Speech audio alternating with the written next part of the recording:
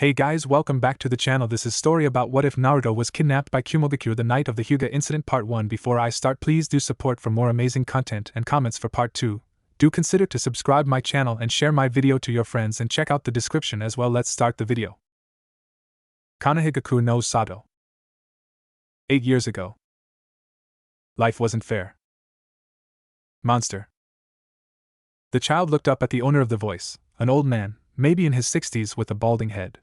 His rugged features holding that same expression he had come to accept, an expression of hate and malice which just served to numb his heart and soul even further. Looking up at this man, the boy wondered, not for the first time, why this was happening to him. Why did people look on him with such hate and fear? For as long as he could remember, he had been treated this way.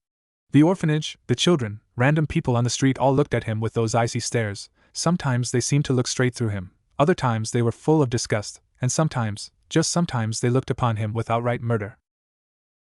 He should not understand this, but his few years had forced him to grow up faster than someone his age should.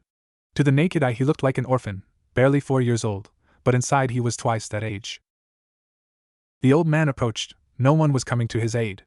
His fellow orphans seemed to scatter at this slightly drunken man's approach. The people who ran the orphanage made no move to help him. Some were even watching the event play out with a twisted type of enjoyment. "You are a monster," the man said, pointing a rickety cane at the 4-year-old blonde. "You killed my son, you crippled my daughter, and you will." Before he could finish his sentence, the blonde child got up from his place in the sandbox and exploded into motion, running away from the deranged old man and his ravings. The old man gave chase, waving his cane over his head like a baton. Again no one came to his aid, not the orphanage workers or the ninja that Gigi promised would save him.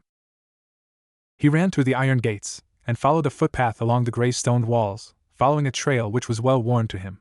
He had run away from this place many times before, sometimes when people entered this place wishing to bring harm to him, or when the people who were supposed to look after him locked him out of the orphanage at night. Tears spilled freely from his oceanic eyes, his ears hearing the ranting of the old man who was threatening him. It wasn't fair. What had he done to deserve this? Why did no one help him? Why did the people hate him so much? Why? He turned the corner, his eyes closed to try and stop the flow of tears escaping them, only for him to collide with something. He bounced back, landing on a heap on the floor. He stirred, looking up to see what he had rushed head-on into. He was met with a frowning face of a woman. Her skin pale and smooth, eyes were a dark brown and shoulder-length blonde hair mapping out every contour on her face.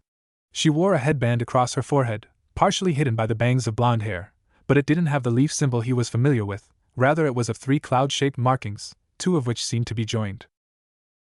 Upon seeing him, the woman's frown shifted to confusion, then to concern. It was an entirely new scenario to him, as anyone he had met before had eyed him with discord and revulsion.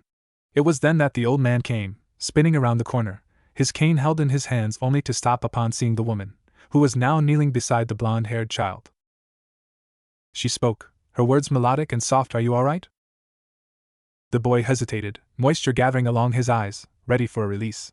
The woman saw this and without hesitation picked him up in her arms, rocking him gently back and forth, her soft voice soothing to his ears. "Hush, there. You're safe now." The boy, not able to hold on to his emotions anymore, buried his face into her shoulder, sobbing and crying, dampening her clothing with his tears. She smiled softly, holding the boy in an embrace before setting a murderous glare upon the old man. Her killer intent flashed upon him, seemingly suffocating him under its intensity. "What is the meaning of this?" she asked softly so as not to frighten the child, yet with an unbreakable steel behind her words. The man backed away under her suffocating aura. Of course there were Kumonin around, it was to be expected.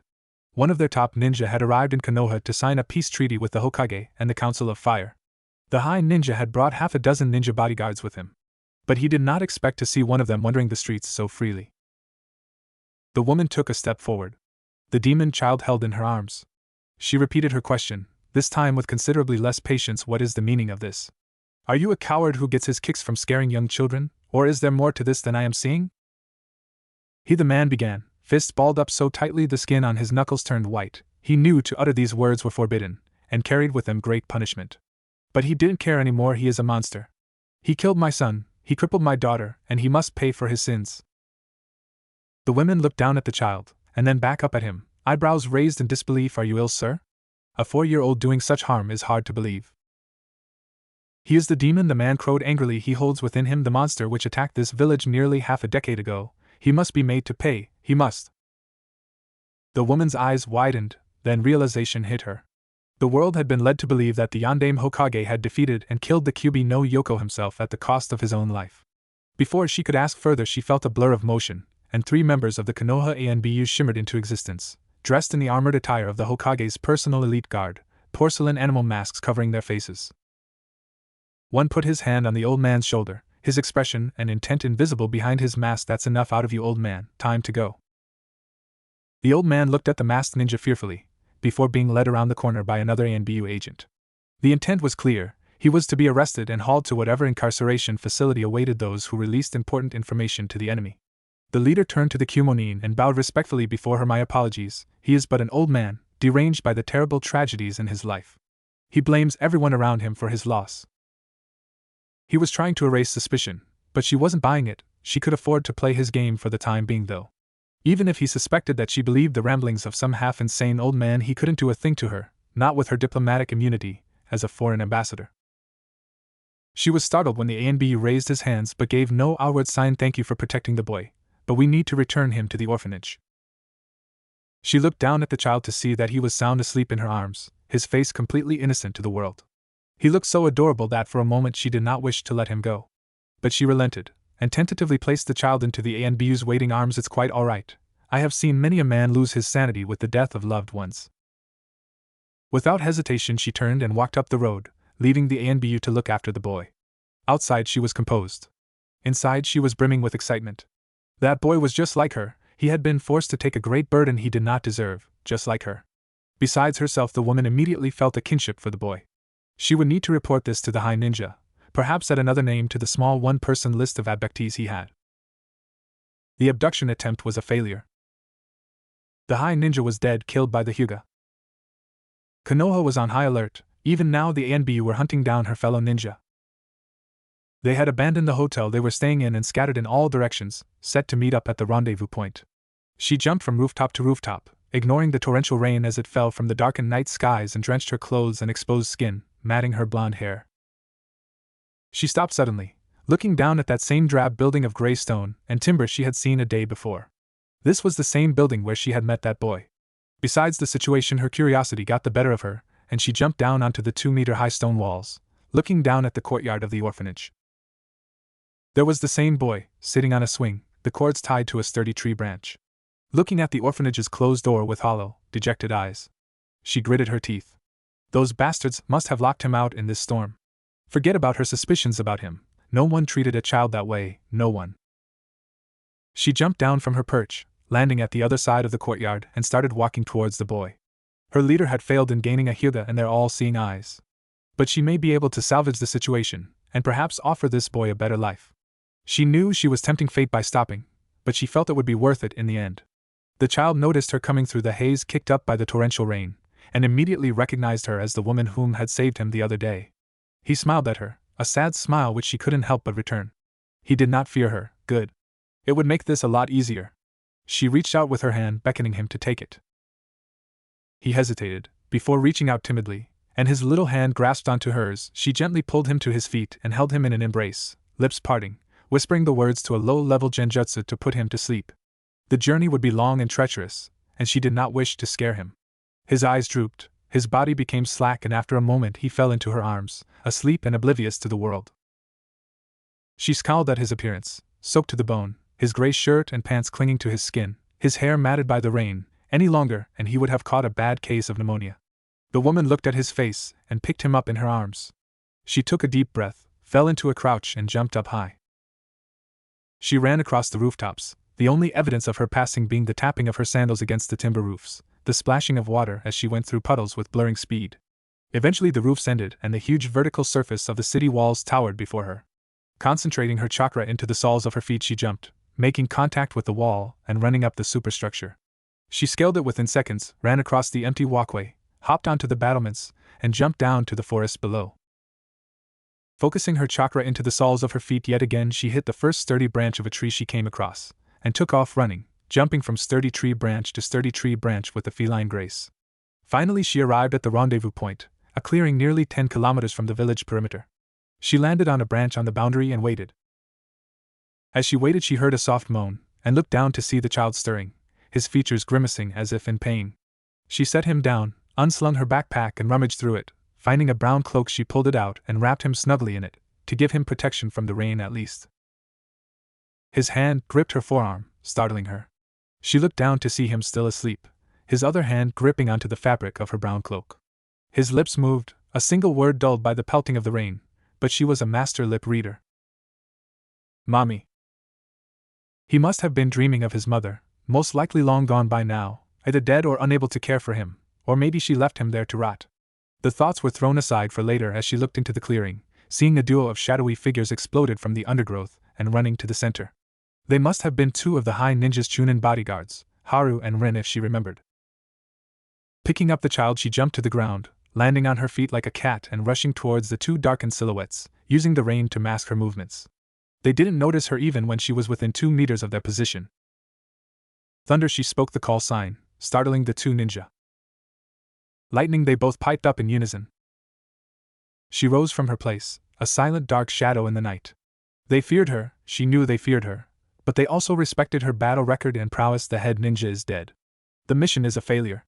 We're moving out. Both nodded and were about to follow her, then Haru stopped, the large ninja looking at the bundle in her arms, particularly the blonde hair. What's that? She looked at him, an icy glare which made him shy away. Collateral. It took a week to traverse the dense forests of the Land of Fire. They could have used the dirt roads to the border, but Kanahigakure would have most likely sent word about the failed attempt to the daimyo by now, and he would have put the entire country on full alert. The roads and settlements were bound to be watched, and the security in the borderlands was bound to have been tightened. They passed the border between Fire and Fawn easily, and from there to Claw and finally to the borderlands of Lightning. By a week and 3 days they had made it to the border towns of the Land of Lightning, or more specifically the border town of Akaikumo. There they were scheduled to meet with the Reikage himself, and give him an in-field debriefing. They went to a local inn and paid enough for 2 rooms for a night. She placed the boy in her room, redid the genjutsu and left Haru to guard him while she and Rin went down to the pub on the bottom floor. They took a table, ordered a couple of Kuma whiskeys and waited for their kage to arrive. It was another hour before he came, a huge mammoth of a man, easily twice her size and thrice her width. This was not due to fat but to muscle. Skin was a dark brown with slicked back white hair with a small mustache and beard. He wore simple Kumo ninja attire with dark gray fatigues and a high-collar Jonin vest of the same color.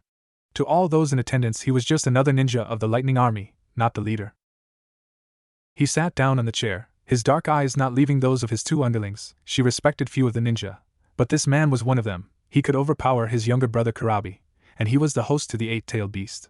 For someone like herself, who contained the 2-tailed monster cat, she believed he could easily subdue her. The mission was a failure, he said, his deep voice stony and gruff, and she found herself flinching under his words. Technically, she replied, her brown orbs making contact with his, but while we failed to capture a Hyuga we were able to get something else. His eyes rose in curiosity at this. What? A Jinchuriki, was her simple reply. His eyes widened for a fraction of a second. Maybe. I need someone to check the boy, but I believe he is a host to a tailed beast. Even Rin was surmised by this, but the Reikage, Yatsuki, was completely mystified. Before a grin came across his face, I will have a sensor check the boy immediately, but if it is true then this will be more than enough recompense for losing my second. What news from Konoha, she asked, genuinely curious. We were able to turn it around, he replied. We have denied that we even tried to kidnap a member of one of their clans, and have demanded that we have the head of the one responsible. And they agreed to it? She asked, genuinely surprised.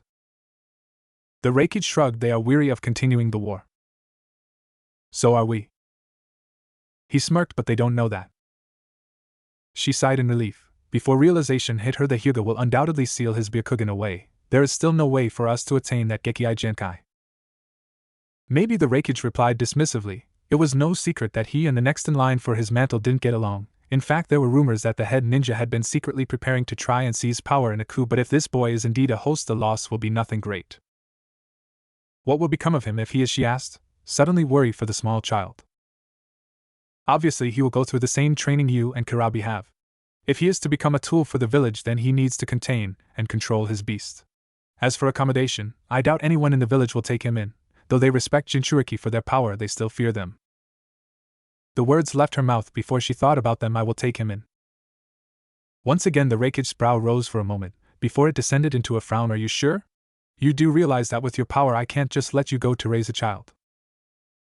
Of course not, I am one of your weapons after all, was her thought, but she kept it down. He was not Kage when she had the demons sealed, he was not to blame.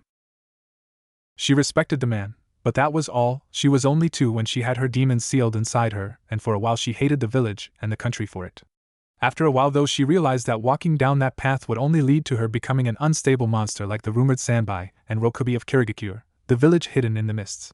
That and the Nibi was not as bad a monster as she had originally thought. In fact, the creature was pensive of her being forced upon such a burden and had basically taken her as its kin. It was the main reason why she was able to control the 2-tailed cat the way she did.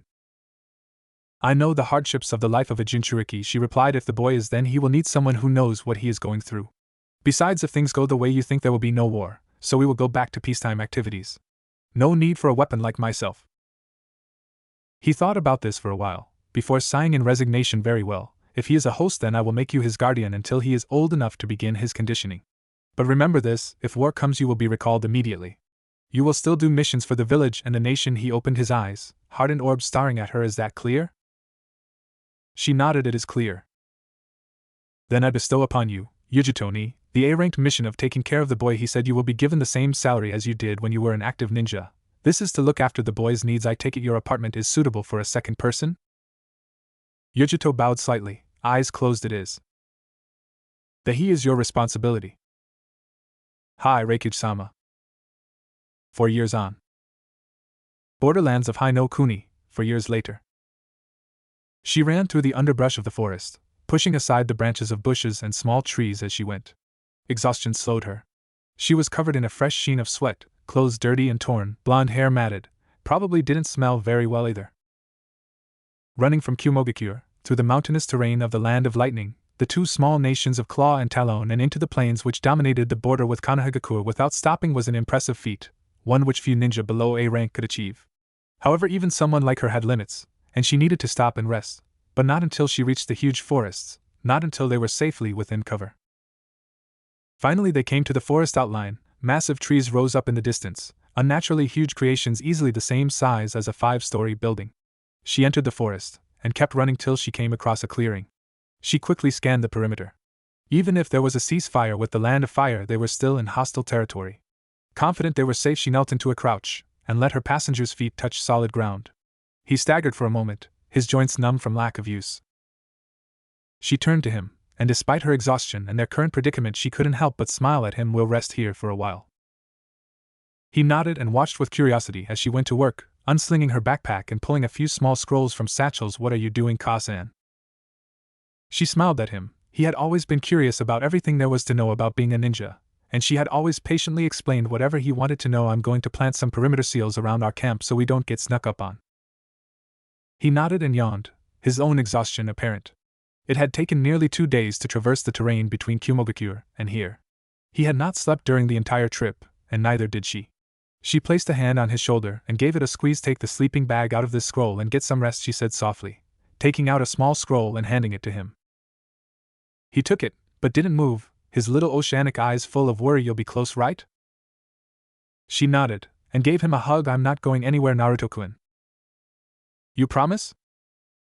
She leaned back, her almond eyes staring unflinchingly at his brilliant blue. I promise. He nodded in relief, before turning and moving towards a crevice in a large thick oak tree. He knew the enormity of their situation and was instinctually falling upon his own basic ninja training. One of his first lessons was how to live out in the field. When you need to rest, sleep, and cover, keep away from any hostile eyes. For the last 4 years he had been trained in the ninja arts by some of the finest instructors in Kumo.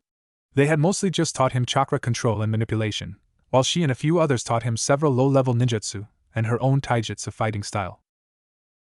She heard a snap, and her head darted around, looking for any signs of danger. It was only a deer, a few meters in the forest. She allowed herself to relax. Although Naruto was valuable to Kumo, they wouldn't dare break the armistice with the Land of Fire. They weren't ready to start another war, not with herself and Naruto going rogue. At least that was what she hoped. She spent 10 minutes going through the forest, planting her perimeter seals into the earth before heading back to the clearing. Once there, she noticed that Naruto was sound asleep, hidden within a hollowed-out tree. She smiled as she sat down beside him, leaning against the inside of the trunk, her hand brushing back his bangs of blonde hair. As she got comfortable, she felt her own weariness like a slap in the face. Even with the Nibi's chakra sustaining her, she could only go on for so long, and she had surpassed her limit a day ago. Digging her hand into one of the satchels on her Jonin vest, she fished out a small red pill, a soldier pill, and popped it into her mouth, ignoring the sour taste that came with it. The medicine got to work within a few moments, and she felt awake again. She could rest later, when she knew Naruto was safe, for now she would remain on a constant vigil.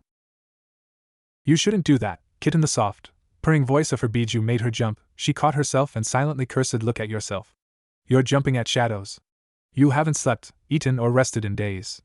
At the rate you're going, you'll keel over from starvation, dehydration, or exhaustion." "What choice do I have?" she replied, softly so as not to wake Naruto. "There is no way a pursuit team could keep up with you," the Nibi chastised softly. "They would be a day behind you at the least.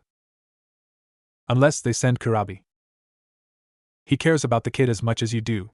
The council knows this, so they won't send him." She was right, and as she tried to deny it, she realized just how right the benevolent cat demon was. Her stomach hurt, her lips and throat were parched, and even with the medication she could still feel her eyes droop from lack of sleep. She heard a sigh. Her Biju spoke again, and this time her voice was pleading. "Kitten, eat something at least." She picked up her backpack and rummaged through it. Finding a ration bar, she tore it from its paper confines and wolfed it down.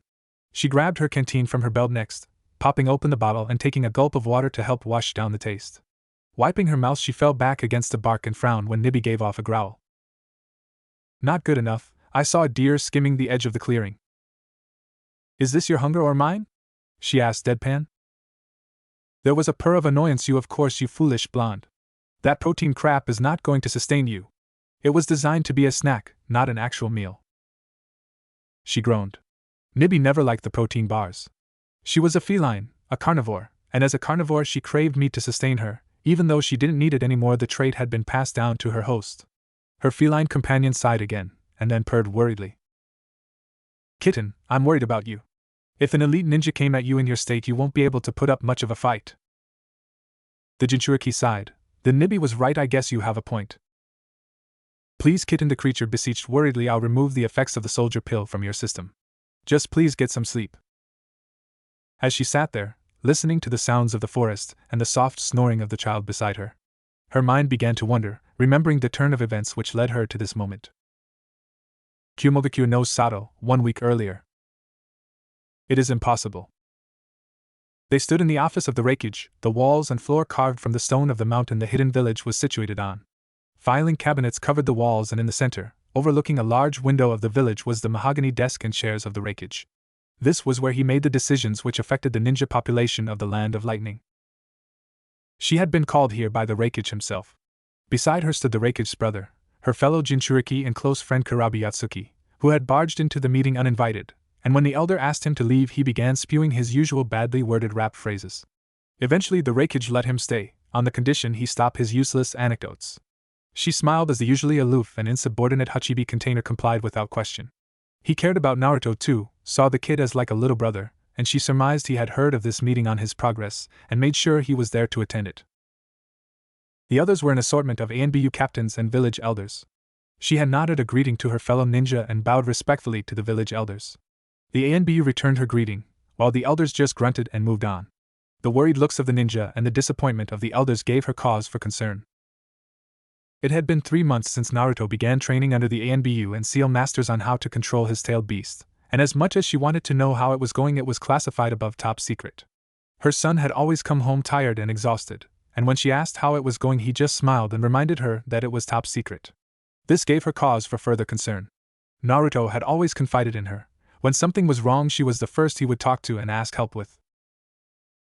After 3 months of conversing with the Kyubi no Yoko, I have concluded that, at the boy's current level, it will be impossible for him to fully master it. She looked at the elder and head scientist of the project as he reported his findings, a frown on her face. Norimasa Sakamoto was a former Kumojonin, an old man in his 70s with thinning white hair and dark brown skin, who retired from service and became the chief scientist for the Science and Research Bureau. It was he who oversaw the conditioning of both herself and Kurabi. She didn't like the man, in fact she hated him. He had never hid his contempt for the Jinchuriki, not even with Kurabi, and he was the brother of the Reikage. "Please elaborate," he said with a frown. He didn't like the old man either, In fact, she remembered when he came up in conversation the Reikage called him an old fossil who should have been buried years ago. She smiled at the memory, only to hide it behind her stoic mask once more. The Kyuubi is the most powerful of the 9. Its strength is so malevolent and vast that it is impossible for a normal human mind to control, the scientist replied, skipping through a few pages on his report. Upon further examination and after several communications between beast and host, I have come to a conclusion. While it will lend its chakra to the container to save its own life, it is not as, how should I say, compliant as the Nibi and Hachibi were. She didn't like where this was going, and from Karabi's movements she saw he didn't much like it either. The towering Jinchuriki folded his arms across his broad chest, face set in a frown as he listened to the head scientist of the Science and Research Bureau. At his rate of progress, he may never fully master the 9 tails of his transformation. The Kyuubi's chakra is just too vast and potent that its consciousness would encompass and take over his host. He would become more of a danger to the village than as its protector. The scientist suddenly shut his report, his eyes partially hidden behind his round glasses unless. He let the word hang in the air, not caring to reiterate further. The Reikage tapped his finger against the surface of his desk in impatience, before sighing, unless what? Unless we put him through the full conditioning. Yujito growled at this. The full conditioning was more like torture.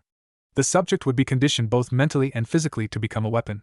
She didn't know the details, but what she did know was that the practice was cruel and inhumane in every sense of the words. When the training was complete, the subject would lose all emotion. He would basically become a hollow shell of what he once was, the perfect killer. The Reikage growled at the scientist for a moment. If we did that, the boy would be nothing more than a shell of what he is now. No emotions, no individual thought. He would be stripped of all that makes him who he is. Such barbarism has been outlawed. It is regrettable, the scientist replied, his almond eyes gleaming with a sick joy behind his glasses, but necessary. I will be putting this forward in the council meeting later today. But your agreement would make this much faster.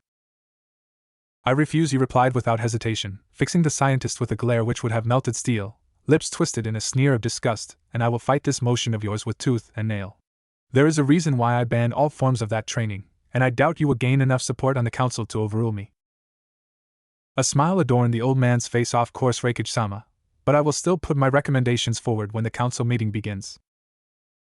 The Council of Lightning, a council made of heads of the numerous ninja clans of Kumogakure as well as ninja commanders and village elders. They were at heart an advisory council, one who was created to help the Reikage in the day-to-day running of Kumogakure no Sato. They had some power, and although the Kage was the leader of the village, the council could still overrule his decisions, but in order to do that they needed 80% of the members to agree. Such a thing had only happened twice in the history of the village. You are welcome to do so, Sakamoto, the Reikage said tightly, and my opinion will remain the same. Now leave me.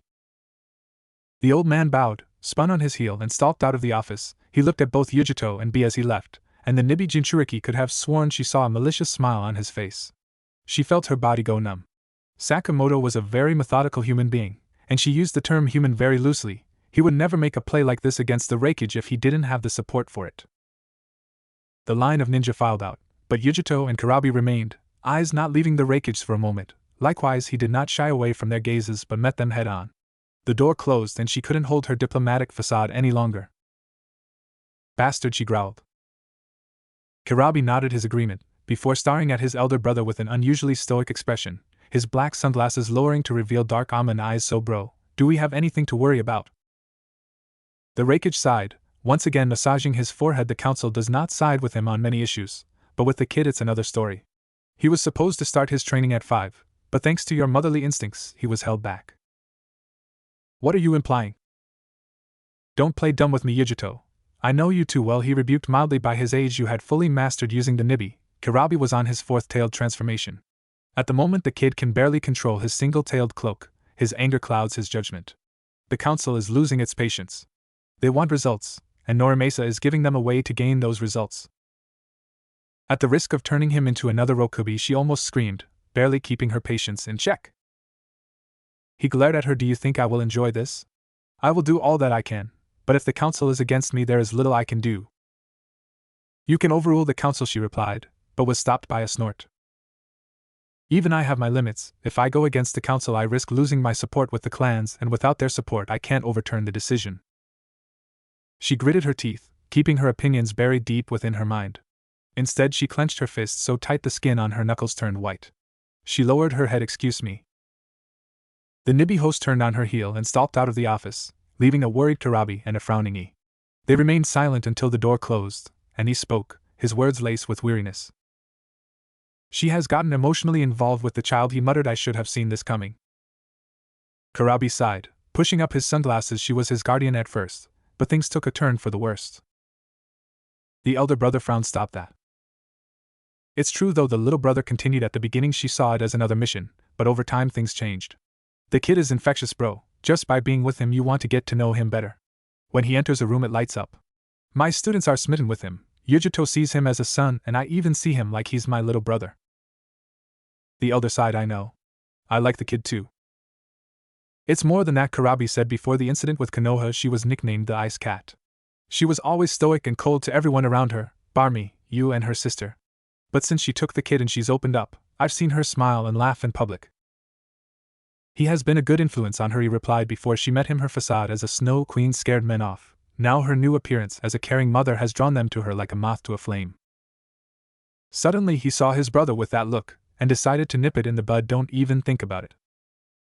What, he replied, his face a mask of innocence. I will not have you singing rap music at her window. Not again, he replied deadpan. Do you realize how many complaints we got? The amount of damage which needed to be repaired because of your little stunt? I was trying to serenade her. Little brother, you serenade a person by playing a musical instrument. Classical tools like a violin are usually preferred, he explained impatiently, feeling a headache coming on. Where the hell was his aspirin? Not standing on the pavement shouting out your pitiful excuse of rap music. She liked it. She fully transformed and tried to kill you, in the middle of the village. She looks so sexy when she's angry too. Was being condemned to a hospital bed with chakra poisoning for 2 months really worth it? He didn't hesitate. Oh yes. She had been 16 during the Hyuga incident in Konoha, the lead bodyguard to the then head ninja. Trained to become a killer from the age of 2, ascended to the rank of Genin at 8, a Chunin at 10 and a Jonin at 13. By her 15th birthday she had been selected as a member of the Reikige's own Nanbu strike force, becoming a captain within 6 months of her selection. She had never even thought about settling down and raising a child. Her status as a Jinchuriki, a living sacrifice, had made that decision impossible for her. She was respected in her village. Her beauty made her a symbol of lust to many a man. But no one besides her fellow ninja wanted to get close to her. The only people she considered family before the incident was Karabi, her sister, and half of the Yatsuki clan. Then the incident happened, and she found herself looking after a little 4-year-old Jinchuriki. She hadn't planned on it happening. She was just supposed to be his guardian until he was old enough to begin the training. But over time something changed. She didn't know what or why, but he got to her. There was something about him. His personality naturally made him friends, and before long she found that she cared about him. By the end of their first year together he had started calling her mom, and she had let him. All her life she had been taught that she was only a weapon. There was no room for wayward emotions like love and hate. But she found that she loved this little boy. He showed her that there was more to her than just a weapon, that she had within her the emotions of a human being. She could love, hate, cry, laugh and smile just like all those she perceived as normal. They weren't related by blood, but they were as close as a mother and son. She stopped and looked around, frowning. She had walked through the village to the training grounds, a barren landscape of rock formations, separated by fences of barbed wire. For a while she wondered why she had come here. Then she remembered. He was training in basic taijutsu out here with her younger sister. If memory served, they said they'd be in the 50th training ground. And so they were. Both stood in the clearing, fully dressed in battle attire and preparing to begin another sparring bout. Her sister was a slender woman of fair complexion and natural blonde hair. She was promiscuously covered by a sleeveless, very short robe that left very little for the imagination. Beneath her garment was a layer of mesh armor that was probably quite uncomfortable despite its small size, when took into consideration her somewhat disproportionate bust. If the kid was uncomfortable with her sister's choice of attire, he didn't show it. He had gotten used to her sister's choice of clothing years ago. In contrast, Naruto wore a pair of baggy black pants with the symbols for earth and cloud etched into the outer pockets. A black shirt covered his upper body, and if one looked closely enough they would be able to make out the light armored suit underneath.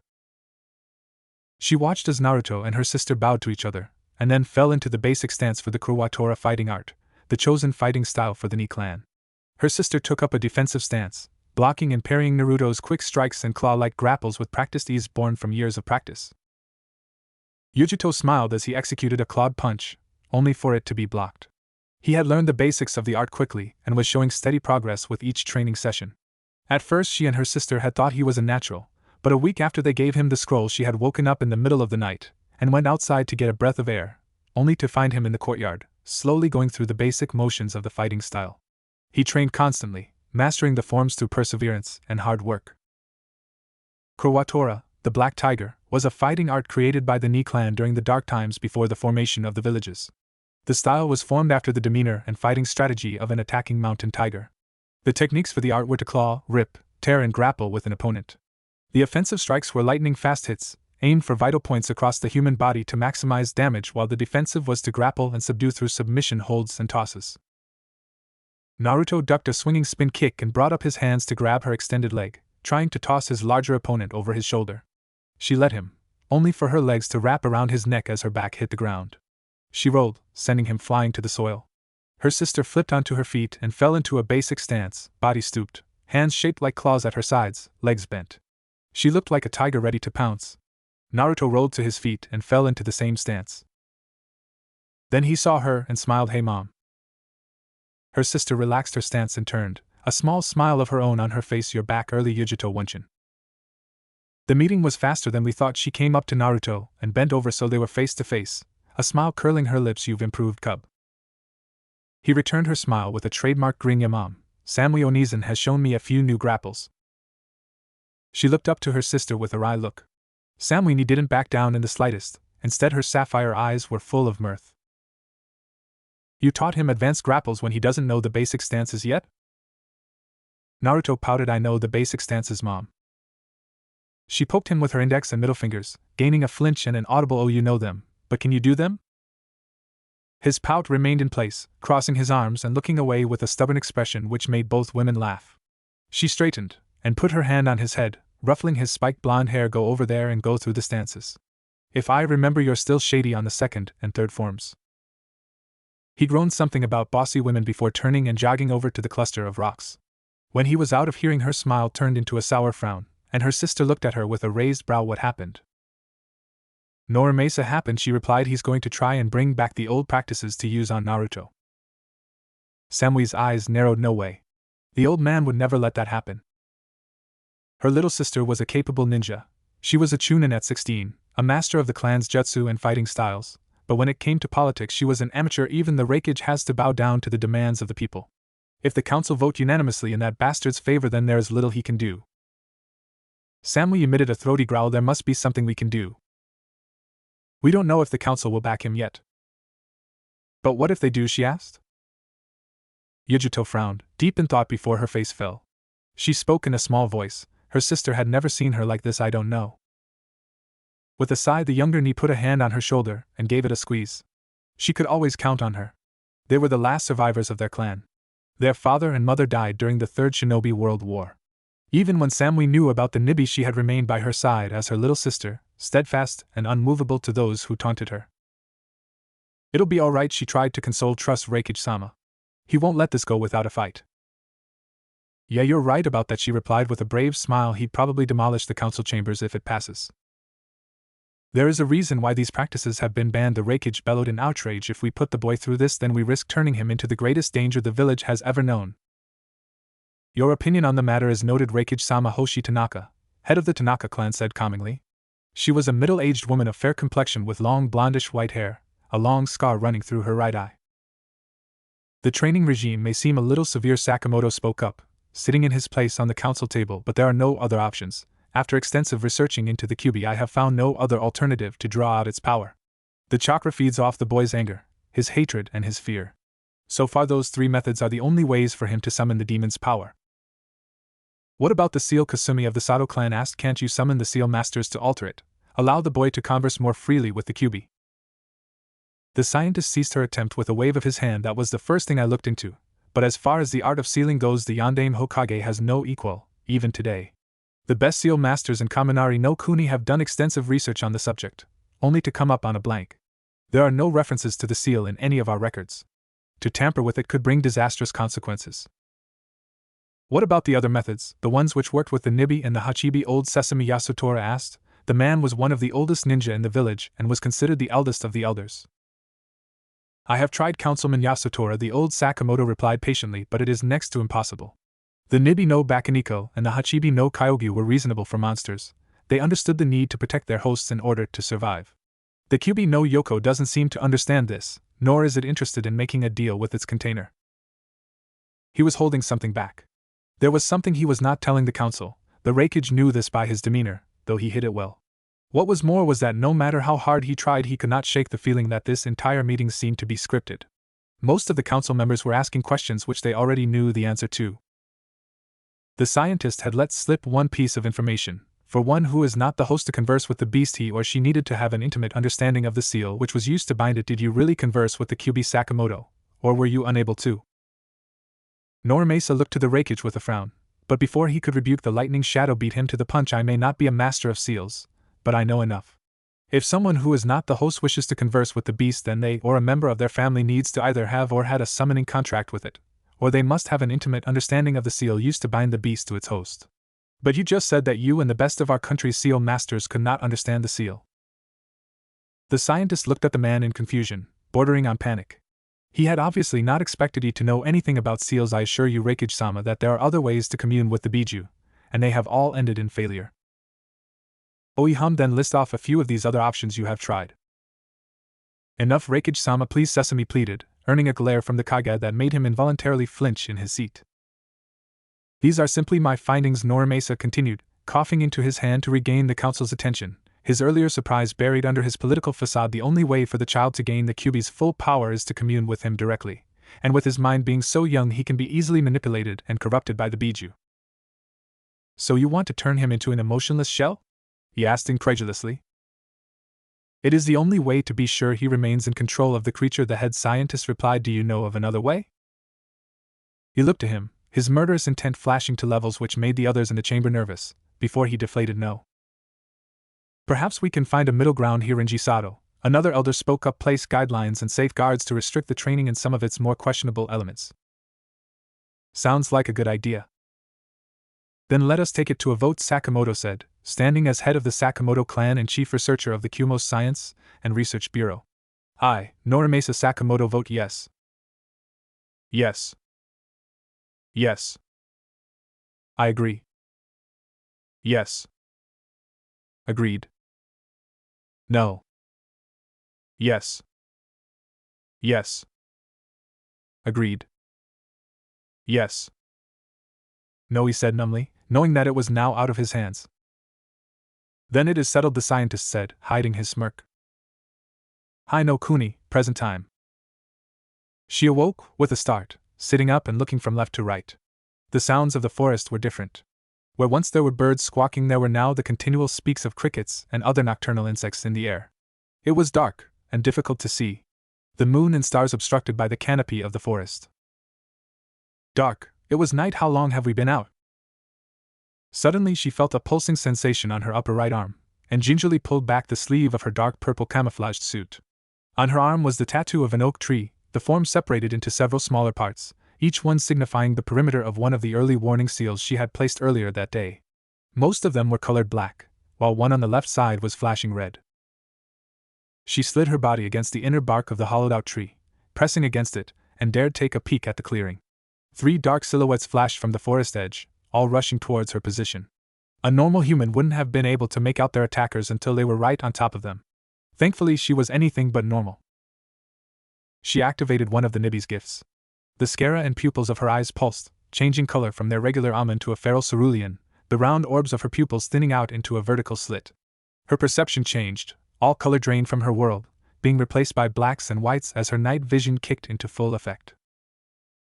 The 3 figures were ninja, all 3 wearing black pants and jacket, a high-collared flak vest worn over their clothes, signifying that they were jonin. They all were armed with kunai holsters strapped to their legs, and katana sheathed to their backs. But what caught her attention were the headbands they wore, 3 cloud markings, 2 of which were joined. She cursed lightly under her breath. The 3 were Kumonin, obviously a hunter team sent out in pursuit of her and Naruto. They came to the center of the clearing and stopped, forming the 3 points of a triangle, heads darting back and forth in search of any movement. One had to be a censor. Naruto stirred, and as silently as she could she placed a hand over his mouth, startling him. The child looked up to her and saw her place a finger to her lips, urging him to remain silent. She leaned into him, her mouth a mere inch from the shell of his ear. Stay here. Don't make a sound no matter what happens, okay? He nodded, his eyes burning with determination, before being replaced by worry. Mom, what are you going to do? Led them away from you. She smiled a reassuring smile, leaned against the bark and took a deep breath. It was a long shot, but it was worth a try. She needed to get them away from him. Picturing an image of herself with Naruto holding onto her back, she began going through a set of hand signs, exerting the bare minimum of chakra. Henji no jutsu, she whispered, at the same time rummaging through her vest and pulling out a pair of smoke bombs to mask the technique. She threw them into the clearing, where they exploded in massive puffs of white smoke. At the same time, she was encompassed by a smaller explosion as the transformation took effect. Looking over to Naruto, the Nibi Jinchuriki smiled in reassurance and rushed into the clearing. The Kumonin saw the smoke bombs and scattered to the treetops just as they exploded. The movement made the sensor lose concentration and not sense the slight spike of Yujito's chakra as she transformed. So when she exploded from the smoke, taking off into the forest, they guessed she was making a run for it with the child and pursued. She jumped from branch to branch at breakneck speeds, feeling the 3 chakra signatures of the hunters right behind her. Her plan was working. Now all she needed was to lose them. A nuke-nin she may be, but the idea of killing fellow Cloud Ninja distressed her, even if it was for Naruto's sake. They didn't seem to share her opinion. A handful of shuriken flew down from the canopy, shredding the branch she had just hopped onto. Gritting her teeth, she jumped and twirled in midair, missing the throwing stars by millimeters before righting herself and landing on another branch. Turning, she was forced to duck as a kunai sword passed her, cutting her cheek and sending a short jolt through her body, the metallic weapon coated with lightning chakra. Breathing a curse, she reached for her own kunai holster and pulled out 3 of the knives. She concentrating her main element into the weapons, she watched as a coating of yellow energy encompassed them. With a short breath, she fell back off the branch towards the ground, her arm blurred as she threw the knives, forcing her pursuers to break formation and scatter to avoid them. Calmly, she performed a half-backward somersault in midair, landing on the forest floor in a crouch and breaking into a run again, ignoring the blood which poured down her cheek. 2 ninja hit the ground behind her and gave chase, both going over hand seals in a blur in preparation for some kind of synchronized attack. Doton, Doria Taiga! The once hard soil at her feet turned into slick mud. Before Yujito could react, she had sunk to her ankles and fallen face first to the ground. Gritting her teeth, she tried to get free, but not before the second ninja finished his set of seals and, skidding to a halt, slammed his hands into the ground. Sorry, Yujito-san, council's orders. Doton, Dori Yuso! Spikes of rock pierced up from the ground at blurring speed, impaling through the woman's abdomen in an explosion of blood. She screamed in agony, making the 2 ninja flinch. They knew that a wound like that wouldn't kill her. The Nibi's chakra could heal such an injury, didn't make it any easier to watch though. Then they watched in shock and realization as the body began to melt, turning brown before seemingly losing form and imploding in a mass of mud. They were both silent, then breathed curses and spun around, making a beeline for the clearing they had begun pursuit from. A mud clone, one growled through gritted teeth. Yeah, the other replied, the mirth in his voice apparent. She pulled a fast one on us. Kumogakure no Sato, 6 days ago. The knock on the door snapped her out of her sleep. She came awake with a start, before looking bleary-eyed at her door. She waited a moment, wondering if it was her imagination playing tricks on her, then another set of banging knocks. Wiping the gum from her eyes, she stood, walked over to the front door and opened it. Any residual sleep left her when she stared into the white porcelain mask of an ANBU operative. The owl-like facade stared back at her unflinchingly, the hazel eyes of the ninja looking her form up and down. She had changed her attire from her shinobi gear to a baggy gray, short-sleeved shirt and a pair of tight dark blue jeans. She was barefoot and had released her locks from the braid, letting the mane of blonde hair flow past her shoulders to the small of her back. Niyujito, by order of the Council of Lightning, you are hereby relieved as guardian to the Kyuubi hosts, Uzumaki Naruto. He spoke in a deep voice which left no room for argument, before trying to push past her. On whose authority? She asked, unmoving. The ANBU frowned. By authority of the Council of Lightning. I answer only to the Reikage, she replied coldly. As do you. You think I enjoy being their lapdog, Captain? The man spat in annoyance. If I had my way, I would tell them to shove this order up their asses, but I can't. Now stand aside. Not a chance, she said, standing doggedly in place, ready to use her position as a captain in the ANBU Corps to her advantage. I'm your superior boy, and I think I deserve to at least take him there myself instead of allowing him to be lead off by a bunch of complete strangers. The ANBU looked to his associate. Sakamoto isn't going to like this. Yujito's growl was feral, making the two elites flinch. Either you go against Sakamoto with these jokes for orders and get lightly reprimanded, or you go against me and get a broken nose and a demotion. Your call, boy. The ANBU hesitated for a moment. Before his face fell, you have 1 hour to report him to headquarters to begin his training. We'll be there, she snarled before slamming the door shut in their faces with a resounding thwack. With a cry of anger, she leaned against the wall, sliding down the smooth surface to sit on the floor, her eyes a mass of conflicting emotions. Damn him, he had always wanted a chance to take a Jinchuriki and bend it to his will. The bastard tried to get Killer Bee, then when that failed he tried to get me, now he's going to get Naruto, and Reikage-sama can't do a damn thing about it. She couldn't believe how blind the council was to the mad scientist. The man had wanted to get his hands on a Jinchuriki for years. This full conditioning was more than just bringing back an old training method. He wanted to make Naruto his weapon, his trump card against the enemies of Kumogakure, and possibly against his political opponents as well. Mom, she looked up to see him, dressed in a simple cream-colored shirt and baggy dark orange pants, looking down at her form with a worried expression. What's wrong? She took a shuddering breath, and he knew. She didn't know how, but saw the realization in his eyes. His face fell, a small smile forming. It was a fake smile, but that was how he was, always hiding his emotions behind a mask of cheer so as not to worry her. By now she could tell the difference between his genuine and false expressions as if they were the sun and the moon. Don't worry about it, he said, pointing his thumb to his chest. I'll ace this training and become as strong as they need me to be. She felt a pang in her heart, and it hurt. They had packed what he needed and walked down to the entrance to the underground ANBU headquarters together. She fully dressed in her ANBU uniform, black pants and jacket, dark gray flak vest worn over the clothing, hair redone in that same braid, covered by a white cloth, and her own ANBU mask, the visage of a cat with blue whisker markings etched onto the cheeks. Every ANBU and ninja above the rank of Chunin knew her mask and bowed as she passed them by. She gave them no attention. Almond eyes settled on the spiky blonde hair of her charge, no, her son, as he walked through the streets of the village hidden in the clouds. The people gave them a wide berth. They didn't hate the boy, but they feared him for the creature he had sealed within him. What ignorant fools they all were. Finally they came to the entrance to the ANBU headquarters, a simple single-story office building nestled in the heart of Kumogakure. Outside it looked like nothing special. That was because this was only the administrative branch of the hand-picked elite. They walked through the reception to a large set of iron double doors, a glass control panel embedded on the wall beside it.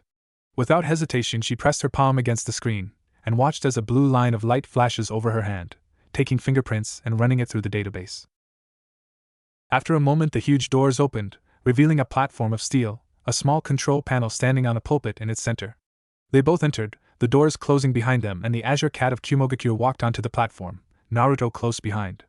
She stood over the control panel, reached out with a hand and pushed the button with the number 9 etched on it. The elevator shuddered as it came to life, and began to descend to the shadowy depths of the ANBU headquarters. This was the central hub of the Reikage Elite Guard. Here, underneath the city streets of Kumogakure no Sato, was what many called home. The place was a huge complex, shaped like a beehive, consisting of 20 levels.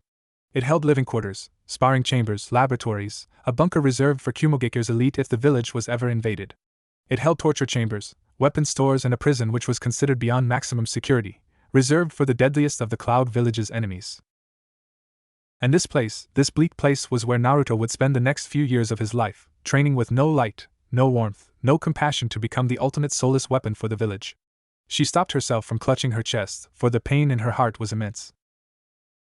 As the lift continued to descend she came down to a knee so that she was face to face with him, removing her mask and attaching it to her belt before she stared into his brilliant sapphire eyes. You have everything, right?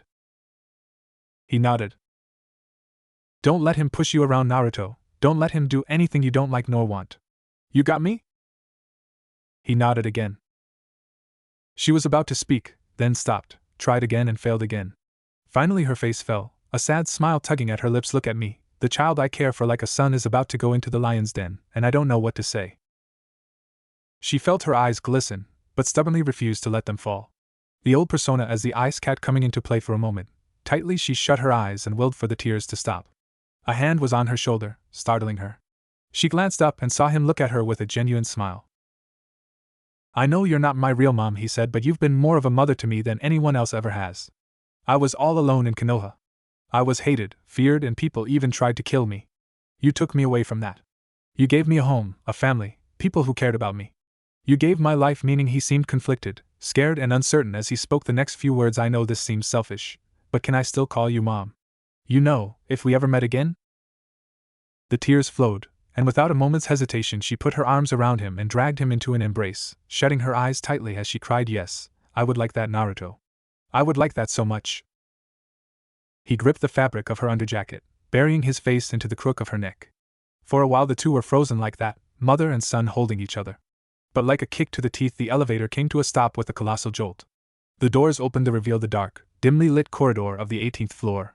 Rising to her feet, wiping away her tears and placing her Nico mask back on her face, she turned to Naruto and put a comforting hand on his shoulder. He looked up to her and smiled before the two stepped into the dark abyss. Kumogakure no Sato, 3 days ago. 3 days. 3 long days. 3 days since Naruto disappeared into the dark depths of the ANBU headquarters. She stood on the precipice of the bedroom which was once his, looking at the made bed, the bookshelf full of scrolls, the desk, even his small rack of training equipment under the small window. She could have sworn she was going crazy, for she saw a transparent specter of him sitting on the desk, lying on the bed reading a scroll, looking out the window, flashing that silly grin when he had mastered a jutsu or finished a difficult set of equations.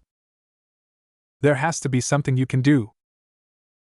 She had tried to speak to the Reikage, get him to call for a revote, but it was all in vain. 6 months, she would have to wait 6 months before he could try to overturn the decision. Those 6 months could be 6 months too late. She hadn't heard from him since he vanished. The kid was strong-willed, able to survive the worst someone could throw at him. But what awaited him in that place was worse than the worst. The documents off the full conditioning had been made available to her, and what she read had physically made her shudder. Electrocution, submerged in ice water, burned with pokers, put through hours of beatings and verbal abuse, training in advanced killing techniques from the get-go, experimentation with the seal. They would force him to submit, continue beating him down again and again until he broke. She came to a decision, and strode from the room without a moment's thought, entering her own bedroom and walking across the timber floor to a chest beside her open window. She opened it without a thought, looking down at her black jacket and baggy pants, the yellow symbols of cloud and lightning etched onto the upper arms and thighs, iron, elbow-length gauntlets with storing seals. Her dark gray Jonin vest folded over the clothes, the symbol for the cloud with an etched symbol for the two-tailed cat in the background of the village symbol engraved into her right satchel. Her ANBU mask over the whole thing, looking at her with those hollow, empty slits for eyes. Nestled on the other side of the chest were her weapons. This included 2 leg weapon holsters, each holding an assortment of kunai, shuriken, 20 meters of steel wire and paper bombs. Beside that was a mid-length katana sheathed in a dark blue sheath, a circular guard, blue wrappings covering the hilt. She took off her normal clothes, putting on her black pants and jacket, followed by her flak vest and sandals. She sat on the bed, tying her elbow-length gauntlets to her arms, her holsters to her upper legs and her sword to her back. Finally she put her cat mask over her face and looked over the landscape of her home, the only place she really knew during her 20 years. Bye, she whispered before turning and leaving her bedroom. She walked through the living room and opened her door to the first floor of her 2-story apartment block. Only to be met with her sister, leaning against the railing, arms folded, staring at her. Ignoring her, she walked past her towards the stairs. "You're going, aren't you?" She stopped, but did not turn around. "I love Naruto too, but think about it. He wouldn't want you to do this." "How else am I going to get him out of there?" Yujito asked, turning her head for a side glance at her younger sister. "Yujito Wunshin," Samui whispered pleadingly, "if you do this then you will be labeled as a missing nin. Isama will not be able to defend you. You'll play right into that bastard's hands and you'll be in that cell beside Naruto. Do you think he would want that?" "I won't let him become a monster," the elder said, reaching into her vest and pulling out a small scroll from one of her abdomen satchels. She walked to her little sister and handed it to her. "Give this to the Reikage when this is all said and done. It will expunge you and Kurabi from any wrongdoing." Samui hugged herself, looking at her elder sister pleadingly. "Sis, please don't." She smiled behind her mask. "Goodbye, Samui." Before her sister could try to stop her, Yujito moved. Her attack was a blur, her hand chopping the nerves on her sister's neck. Samui's eyes bulged before closing. She fell into her sister's arms, carrying her into her apartment, and setting her on her living room couch. She turned to leave, but stopped at the door. Looking back at her little sister one last time, she closed her apartment door and vanished in a flash. "Sorry." She ran across the rooftops, Naruto slung to her back. The boy was unconscious and sickly pale, obviously been put through extensive sessions of his training. She gritted her teeth at the word. Was this what could have happened to her and Killer Bee? There was a flash of bluish light and she looked up, seeing the massive spires which were the electric pylons of Kumogakure. Each towering behemoth placed on one of the four corners of the inner defensive wall, using the common lightning storms to supply the village with electricity for its basic essentials. One good storm could keep the village powered for a month. She knew she had a long journey. The village was strategically placed on top of a plateau, the only path down being a winding road along the sheer cliffs. This made it difficult for an invading army to advance upon the shinobi village, and had saved them several times in the past. The huge walls of rock cordoning the village off were easily the size of Konoha's and much tougher, considering they were made and carved from solid rock. Finally she reached the last building, seeing the huge vertical structure of the outer defensive wall of her village stretch up to the heavens. She stopped, feeling a sense of déjà vu. This reminded her so much of 4 years ago, when she was scaling the walls of Konohagakure with this child on her back. Now she was doing the same thing again, only this time it was in her home village. Concentrating chakra into the soles of her feet, she jumped, landing on the wall and effortlessly running up the vertical structure. She reached the top, seeing an empty corridor which would have been filled with long-range specialists during a siege or a time of war. She looked back upon her home, her eyes, hidden behind her mask, confining every contour of the rocky structures to memory. Suddenly a voice resounded from the darkness, going somewhere. Yujito? She turned, and her heart literally jumped up to her throat. There stood the Reikage, fully dressed in his robes of office, looking upon her with eyes as hard as diamonds. She was no match for him, no matter the situation. But something changed. He looked upon her, diamond-hard eyes softening before stepping aside. She hesitated, thinking for a moment that it was a trick. Then she walked across the corridor between the village and the outside world. She gave the Reikage one last glance. He stood with his head bowed, eyes closed as if in penance. In 6 hours he spoke, his voice saddened. I won't be able to keep it a secret much longer. I will be forced to list you as a nukenin, and send a hunter team after you. He looked into her eyes, conflicted as to what to say next, then he closed his eyes and bowed his head again. Go. She hopped up to the battlements, looking down at the seemingly bottomless abyss in front of her, but something in her stopped. She turned, locking eyes with the Reikage. Sorry, she whispered, before she leaned back and fell from the battlements.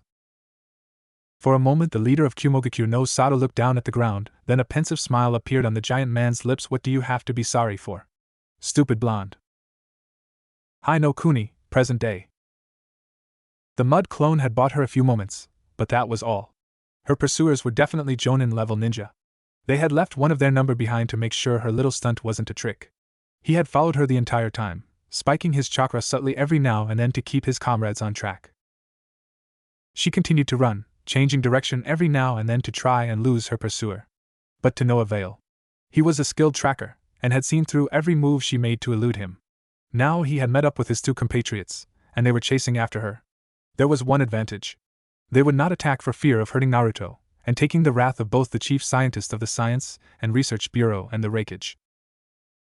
The Kage would have probably beaten them to a bloody pulp for wounding Yujito so badly in the first place. But she was running out of options.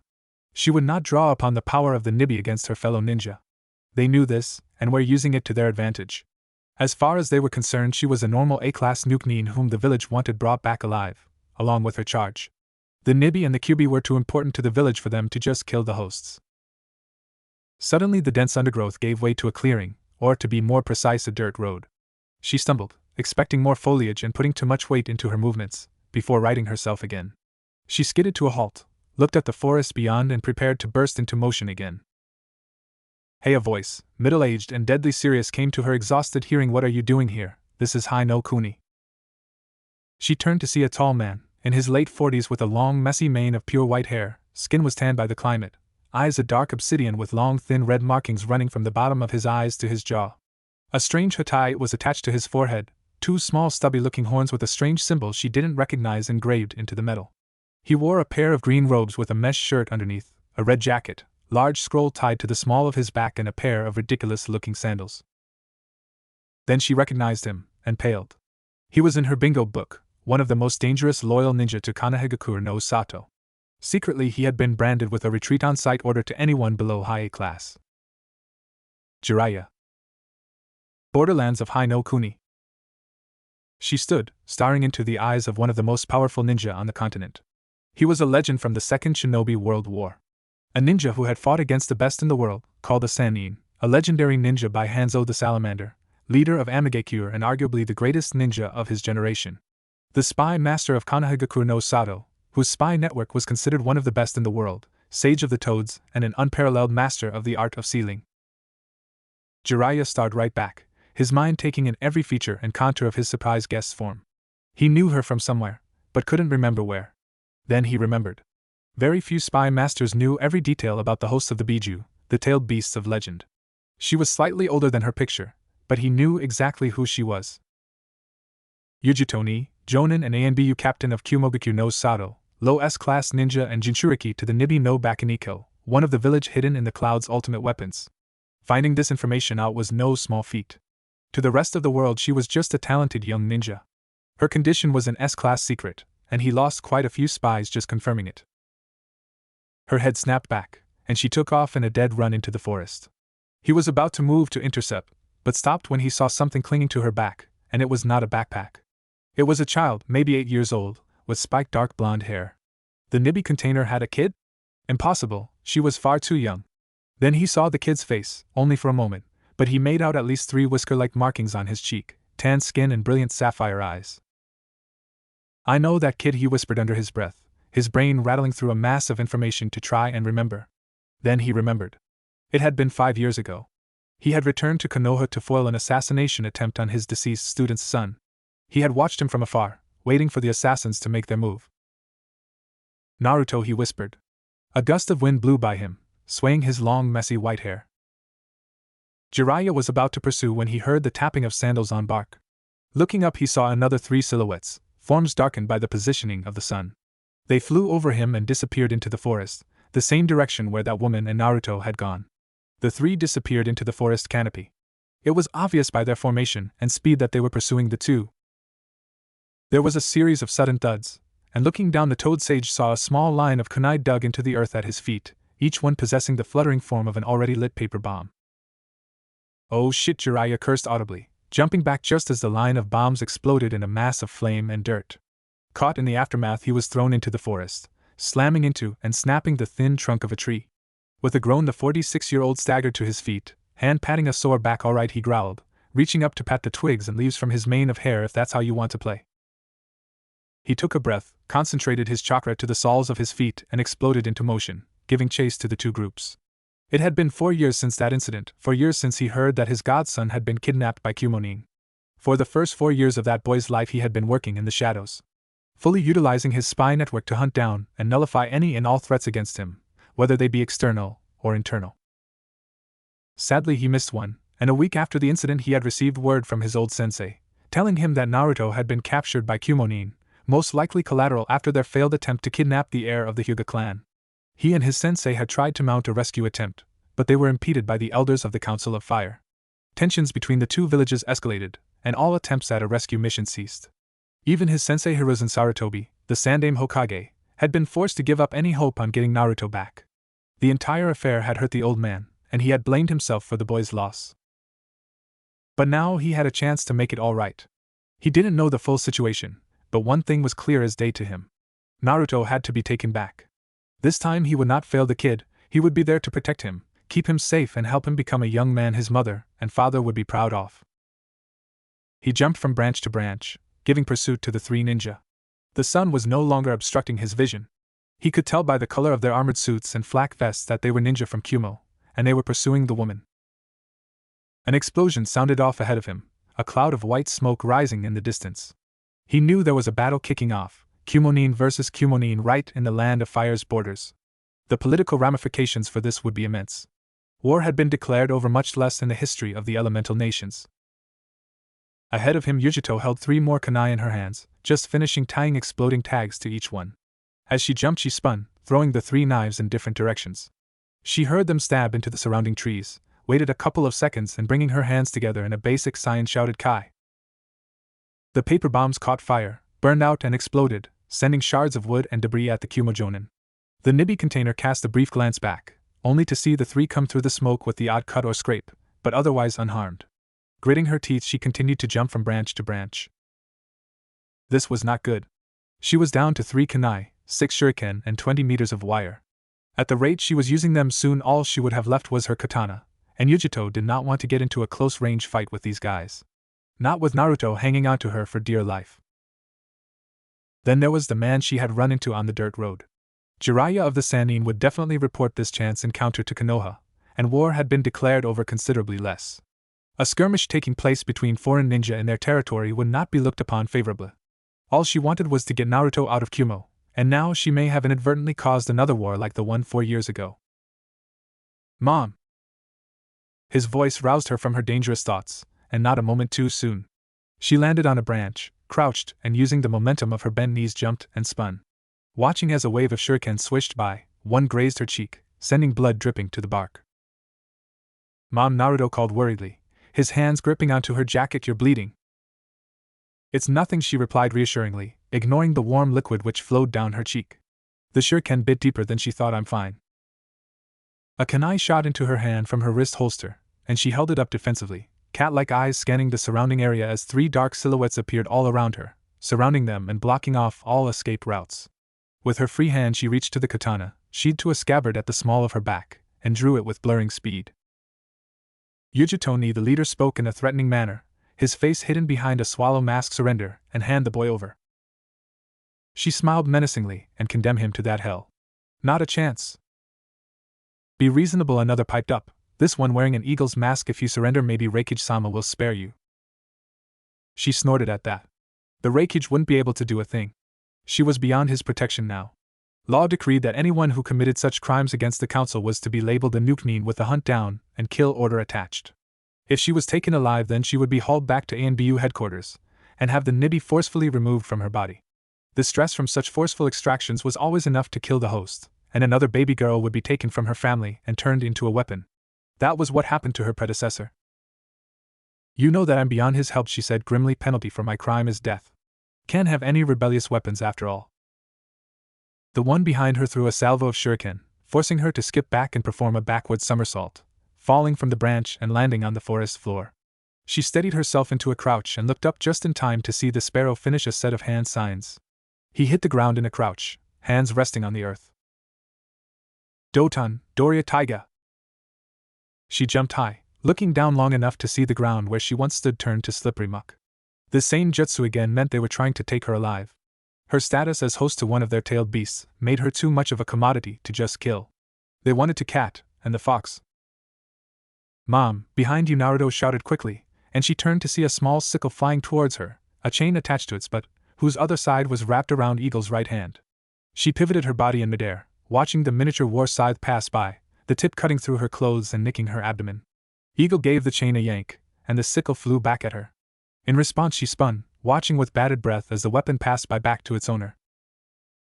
A shadow fell above her, and turning she came face to face with the white porcelain mask of her third opponent. This one was that of a crow. She acted on instinct, her body going on autopilot. She stabbed her kunai through his abdomen. Crow grunted in pain before his form was encompassed with yellow light, crackling and sparking with barely contained power. Yujito cursed under her breath as the lightning clone exploded, tearing through her chest and abdomen, throwing her and Naruto to the forest floor below. On instinct she spun to protect the child hanging onto her back, and faced the ground as it hurriedly rose up to meet them. She raised her hands to protect herself, and pain exploded through her as she slammed onto the ground. Ribs cracked, couldn't move her right hand, most likely broken. The lightning had burned through her clothes, her Jonin vest protecting her from the worst, but her abdomen, upper thighs and shoulders were badly burned. The pain was unbearable, even if the nibby could heal it. All that was needed was 5 minutes, but the two-tailed monster cat was not the nine-tailed demon fox, and while she could heal burns, cuts, scraps and many a fatal injury, she could not mend bones, not without considerable effort. Her head spun, eyes grew heavy. She couldn't hear Naruto calling out her name, but she could see his youthful face as he pushed her onto her back. He was crying, oceanic orbs laced with worry and panic. Her vision blurred as she watched the ninja jump down from the treetops and slowly approach her. Don't you think that was a little much? Eagle asked. Meh, she's a Jinchuriki. She can take it, Crow replied uncaringly. Besides, she's a nukenin now.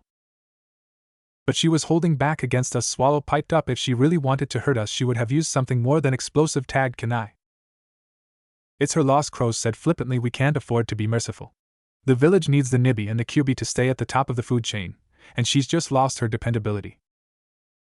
They stood over both her and Naruto now, expressionless masks bearing down on her. She tried to move, tried to get the kid behind her, but a boot slammed forcefully against her chest. Yujito hacked up blood and gasped in pain as she felt a few more ribs crack under the pressure. Don't move. Any wrong moves and we will kill you. His eyes radiated disgust and hate upon her as he kicked her in the abdomen. Stupid bitch, couldn't let it go, could you? Mom. Shut up, Crow growled, backhanding Naruto and sending him landing on the ground hard. What does a monster like you need with a mother anyway? I suppose monsters are drawn to monsters, huh? Come on, man, knock it off, Eagle warned, but his caution fell on deaf ears. Might as well stop her from attempting an escape, the ANBU with the crow mask growled, drawing his katana and stepping to her. Should I cut off one leg or two? Any threatening move he made towards her was halted by a sudden explosion of white smoke. Surprised by the suddenness of the attack, the three acted on instinct and jumped away, their forms exploding through the smoke as they went and landing on a few nearby branches. There was a clack of sandals on the hard ground, a repeated clacking of sandals on the ground. The smoke cleared and a voice, loud and boisterous, resounded through the forest. I am the hermit of Mount Mayaboku, the wise and immortal spirit. That's right, it is I. The Toad Mountain Sage. The smoke cleared completely and the three Jonin's eyes widened at who they saw, standing on one foot, one hand sweeping forward while the other swept back, head partially hidden by a massive mane of messy white hair. Jiraiya? He slipped on a patch of slick mud, landing on his back with a painful thud. Oh, not what I had in mind. Naruto could only stare at the fallen form, flopping like a guppy as he tried to right himself. He seemed to give up, then reeling his legs back flipped to his feet, a great resounding clacking going through the forest as his sandals hit solid earth. The three ninja did not seem impressed. The kid was looking at him like he was an idiot. Out of the way, old man Crow snarled, this doesn't concern you. The Toad Sage looked up at the ninja, and he did not look impressed. Kumonin, fighting amongst themselves in the territory of the Land of Fire. Oh, I think this concerns me a great deal. He looked at Naruto for a moment, a small smile on his face. Besides, if the kid is who I think he is, then it's only natural that I step in. He made a set of hand signs with blurring speed, finishing with the tiger seal and a smirk. Welcome to the Land of Fire. Katan Endin. He puffed out his chest as he inhaled the surrounding hair, which deflated as he exhaled, spitting out a continuous stream of scarlet flame towards the cloudnin. They scattered, the fire hitting the branch and burning right through. Both Swallow and Eagle landed on the ground, skidding to a halt. A shadow fell on them and they turned to see the Toad Sage bearing down on them, each hand crackling with blue power as two balls of swirling azure formed. His expression deadly serious, he slammed the balls of power into their chests with the colossal roar of the technique's name. Sun Rasengan. Both men were struck, their bodies seemingly folding in on themselves before they were thrown back with incredible force, thrown through the air and smashing into the earth, leaving trails of disheveled dirt in their wake. Crow was above him as the Sannin landed, his own hands going through a set of hand signs. He finished with the tiger. You're not the only one who can use fire release, old man. Katan, Gokaki no Jutsu. He inhaled air, and using a ring made of his middle and index fingers blew out a large ball of crimson fire. The fireball fell upon Jiraiya, exploding the moment it hit the ground. Crow landed on the ground, falling into a crouch and looking at the destruction he had wrought. The ball dissipated, showing a crater of charred earth. The Sannin was nowhere to be found. Nice try, son, a voice stated from behind him, but it's obvious you can't tell the difference between a Kage Bunshin and the real deal. Crow turned to be met with a fist, slamming into his face with bone-crunching force. He heard rather than felt his nose shatter under the strike before he was lifted into the air and thrown against an unyielding tree stump. Slumping to the ground, nursing his nose, the man looked up to see the Toad Sage approach. I'm not going to kill you or your little friends, kid. Instead, I'll send you back to Kumogakure with a little warning. Don't ever enter our land again unless you want to spark another war, and believe me, we have a lot of incentive thanks to that little stunt you pulled 4 years ago. He stood before him, an unmovable object. Oh, the kid and his friend there are now under my protection. You can come after us if you like, but I might not be so merciful next time. He reeled back his fist, the palm coated with chakra, and without warning slammed it into Crow's face, breaking his jaw and knocking him unconscious. Taking a deep breath, the seal master turned and walked back to the kid and his unconscious mother. Watching as the young blonde watched him wearily, sitting on his knees between the blonde-haired woman and him. Jiraiya shook his head in bemusement, amazed at how like the kid was to his father on looks. Take away the whisker markings on his cheeks and he would have become a carbon copy. He reached out with his hand, and the kid flinched like he was about to be struck. That saddened him, but it didn't stop him from ruffling the boy's hair. The child opened his eyes and looked up at him, curiosity in his gaze. You alright, kid? Not hurt anywhere? I'm fine, he stuttered, a little unnerved by the massive man before him. Biba, Mom, I think she's hurt really bad. Let's take a look then, Jiraiya replied, coming down to a knee to check on the wounds of one Yujito-ni. He guessed she was between 18 and 22 years of age, and the rumors about her beauty were hardly exaggerated. Full lips, cream-colored skin, long blonde hair tied in a braid of white cloth, nice bust, curves in all the right places. She would give any girl in Konoha a run for their money in the looks department, more than a worthy peaking prize for his research too, in his opinion. If she recovered, the woman would definitely be in his next book, under an alias of course. He checked her wounds and shivered, second-degree burns along the shoulders, thighs, and abdomen. Her clothes around these areas were smoldering ruins, but it looked like the Jonin vest she wore protected her from the worst of it. A deep cut ran along her cheek, but as he watched, the wound sealed with a sudden puff of steam. The burn marks were receding as well, albeit slowly. The tales he heard about a Jinchuriki's healing abilities weren't exaggerated. But as he checked her pulse and injuries, using what little medical expertise he had, he felt cracked and broken ribs, guessed she had a concussion, and her right arm was bent at a funny angle. What was worse was that they weren't healing. She needed a hospital. Gently he put his arms around her and lifted her off the ground, grimacing when he heard a pained moan escape her lips. Naruto looked on worriedly, and with a sigh Jiraiya gently put the girl down. There was no way of moving her in her condition, not without making the injuries worse. He needed another way to move her, but how? Then it hit him. Gingerly he sat down cross-legged on the ground, his hand reaching into his robe, producing an empty sealing scroll. The toad sage pulled off the seal and opened it, revealing an intricate set of runes, all surrounding a circle of empty paper. What are you going to do? He looked over at the young blonde. Her wounds aren't bad, but I can't move her normally. So I'm going to seal her into this scroll until we get to a hospital. She'll be alright, right? He smiled slightly. Yeah, she's going to be alright. He made a couple of hand signs, slamming his hand on top of the empty scroll, and watched as the Nibi Jinchuriki disappeared in a puff of white smoke. The kanji symbol for human appeared on the empty space, and in one smooth motion he rolled up the scroll, reattached the seal, and deposited it back into his coat. But Jiraiya wasn't done yet. Biting his thumb with enough pressure to draw blood, he imprinted the red liquid on the fingertips of his right hand and made the hand seals for boar, dog, bird, monkey, and ram. He crouched, slamming his hand into the earth, summoning runes, marking themselves on the rocky surface before another explosion of white smoke.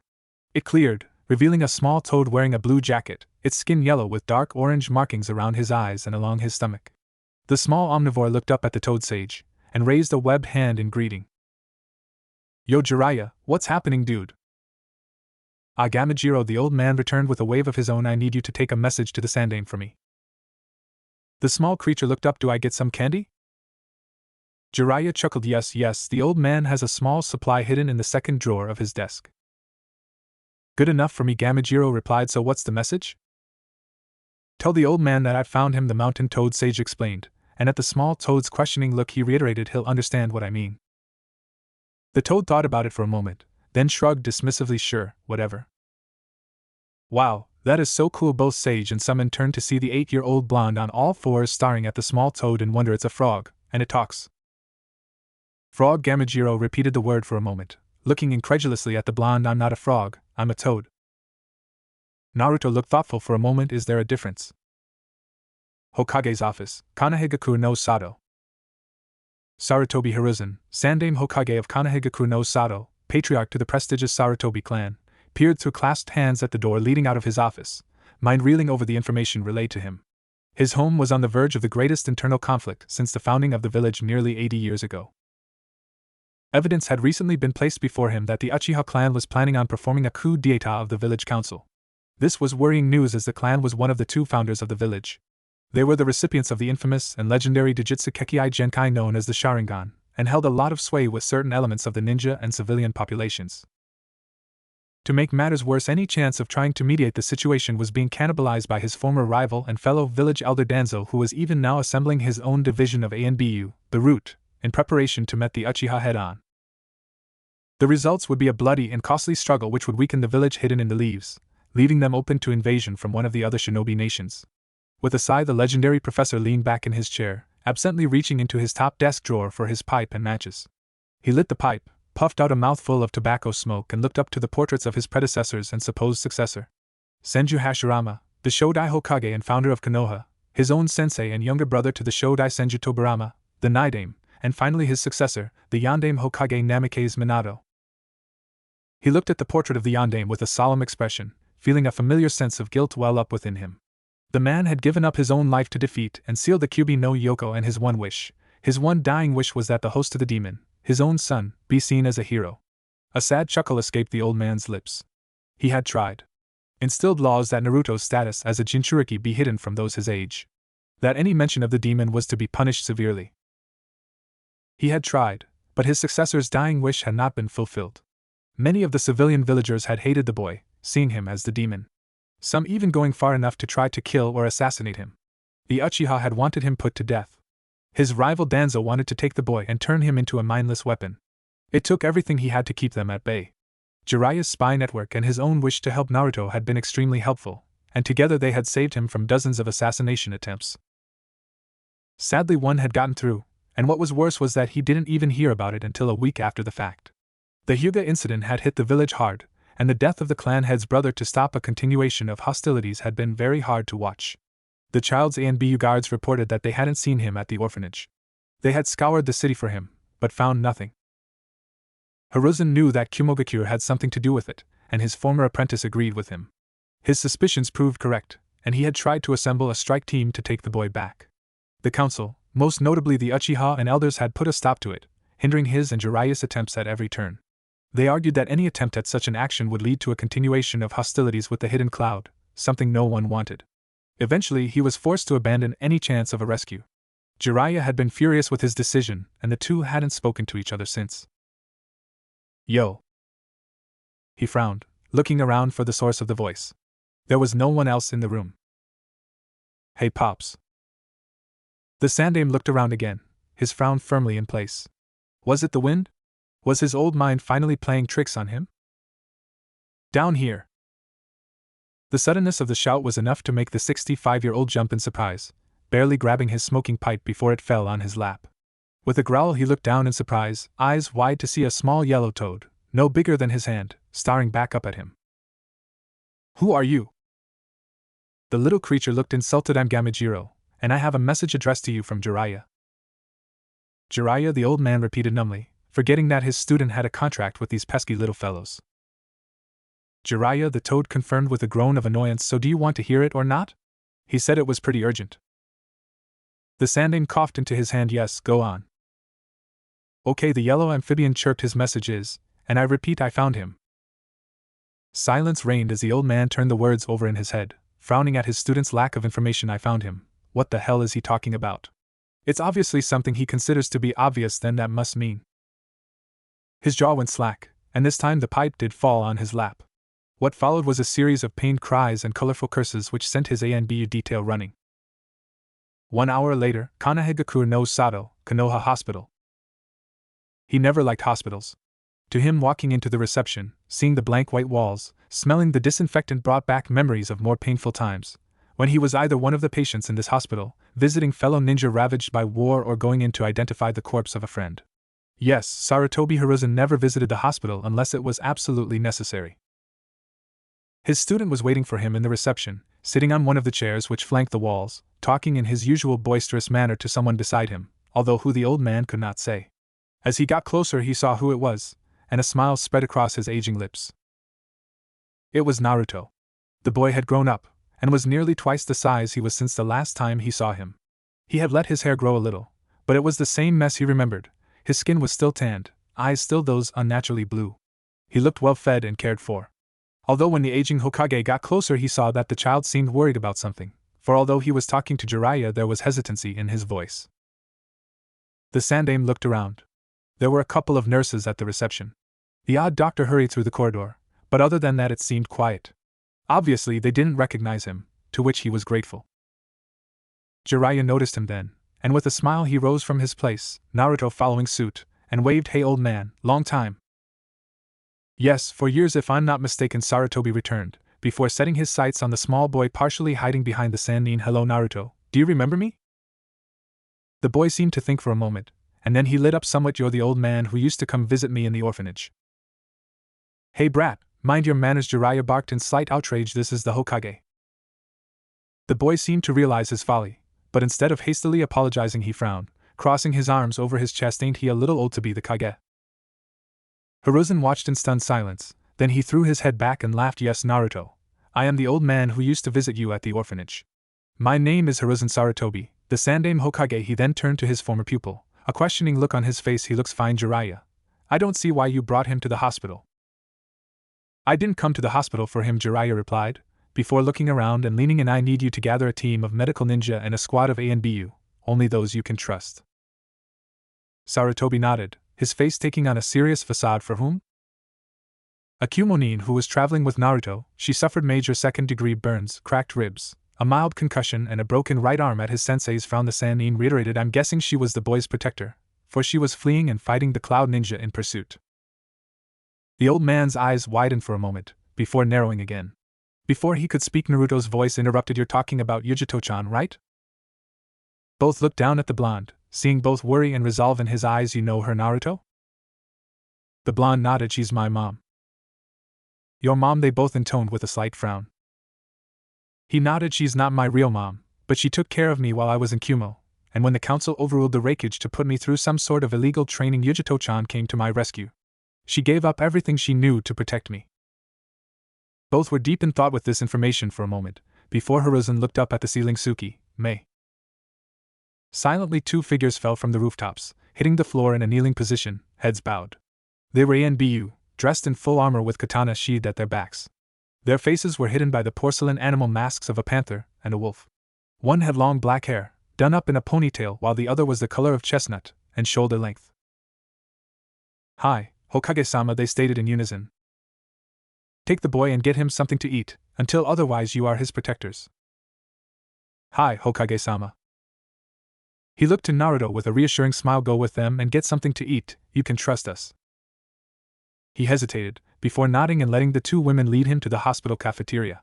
When he was out of sight, the Sandaime looked up to the rafters again. Taking a puff from his pipe, Yuji, another ANBU silently fell from the rafters, landing silently in a kneeling position, a plain white boar mask covering his face. Gather Misaki's medical team, fast. The third ANBU nodded before disappearing in a swirl of wind and leaves. I'm also going to perform a level 5 chakra seal when the medics have finished with her, Jiraiya added when the ANBU left the hospital. The Sandaime frowned. It wasn't unusual for a chakra seal to be placed on a captured foreign ninja, but level 5 was usually used for those of Kage level. That seems a little extreme. The Sannin looked around, as if searching for prying eyes. I have a suspicion that I know who she is. He frowned at his former pupil's cryptic manner. Spit it out, Jiraiya. Not here, the Sannin stated, leading the old man down the hallway to one of several one-bedroom rooms. Once the door slid shut, Jiraiya put his hands together, blurring through hand seals before finishing with the ram's seal. To the naked eye there was nothing but a slight sizzle of air, but a bubble of chakra formed around the room, clinging to the walls, doors, and windows. The privacy seal complete, Sarutobi took a puff of his pipe and motioned for Jiraiya to continue. Niyujito, Jonin level ninja of Kumogakyu no Sato, and Jinchuriki to the two-tailed monster cat. He narrowed his eyes at the statement. Yes, that would make the use of a level 5 chakra seal very necessary. Does anyone else know? Jiraiya shook his head. Just me, you, and the brat. For no, let's keep it that way, the Sandaime ordered. If the council found out that there are not one, but two possibly hostile Jinchuriki in this village, then they will panic. Naruto isn't hostile. Yes, I know, but will the council? Sarutobi frowned, taking a puff of his pipe, especially in this charged climate. His former student gave him a questioning look. I thought the situation with the Uchiha was smoothing out. Negotiations are failing. That bad, huh? Sarutobi nodded gravely. Danzo and his root aren't helping the situation either. If a compromise cannot be reached soon, then both the Uchiha loyalists and root are going to be fighting each other in the streets. And you will be forced to assemble your own ANBU and Jonin to restore order. Leading to a three-way civil war, Sarutobi finished. Jiraiya leaned against the wall, arms folded across his broad chest, head bowed and eyes closed in contemplation. He knew from his spy network in Konoha that it was bad, but to hear it from his sensei's mouth was the final nail in the coffin for him. You can count on me and my network, old man. He nodded with a hum, taking another smoke of his pipe. Thank you, Jiraiya. Who else is supporting you besides your personal ANBU squads? I have the support of the Hyuga, Yamanaka, Nara, Akamichi, and the Inuzuka, was his reply. Most of the major clans, Jiraiya said. You definitely have the numbers advantage. The Uchiha have little support in the Jonin or ANBU, Hiruzen explained, but they have considerable influence among the Chunin. How many Chunin? Around 150 Hiruzen muttered add that to the Uchiha clan ninja, all of whom possess Sharingan and are all between Chunin to Jonin level ninja. The numbers are around 200. Jiraiya frowned. This has to be the worst time to bring Naruto back.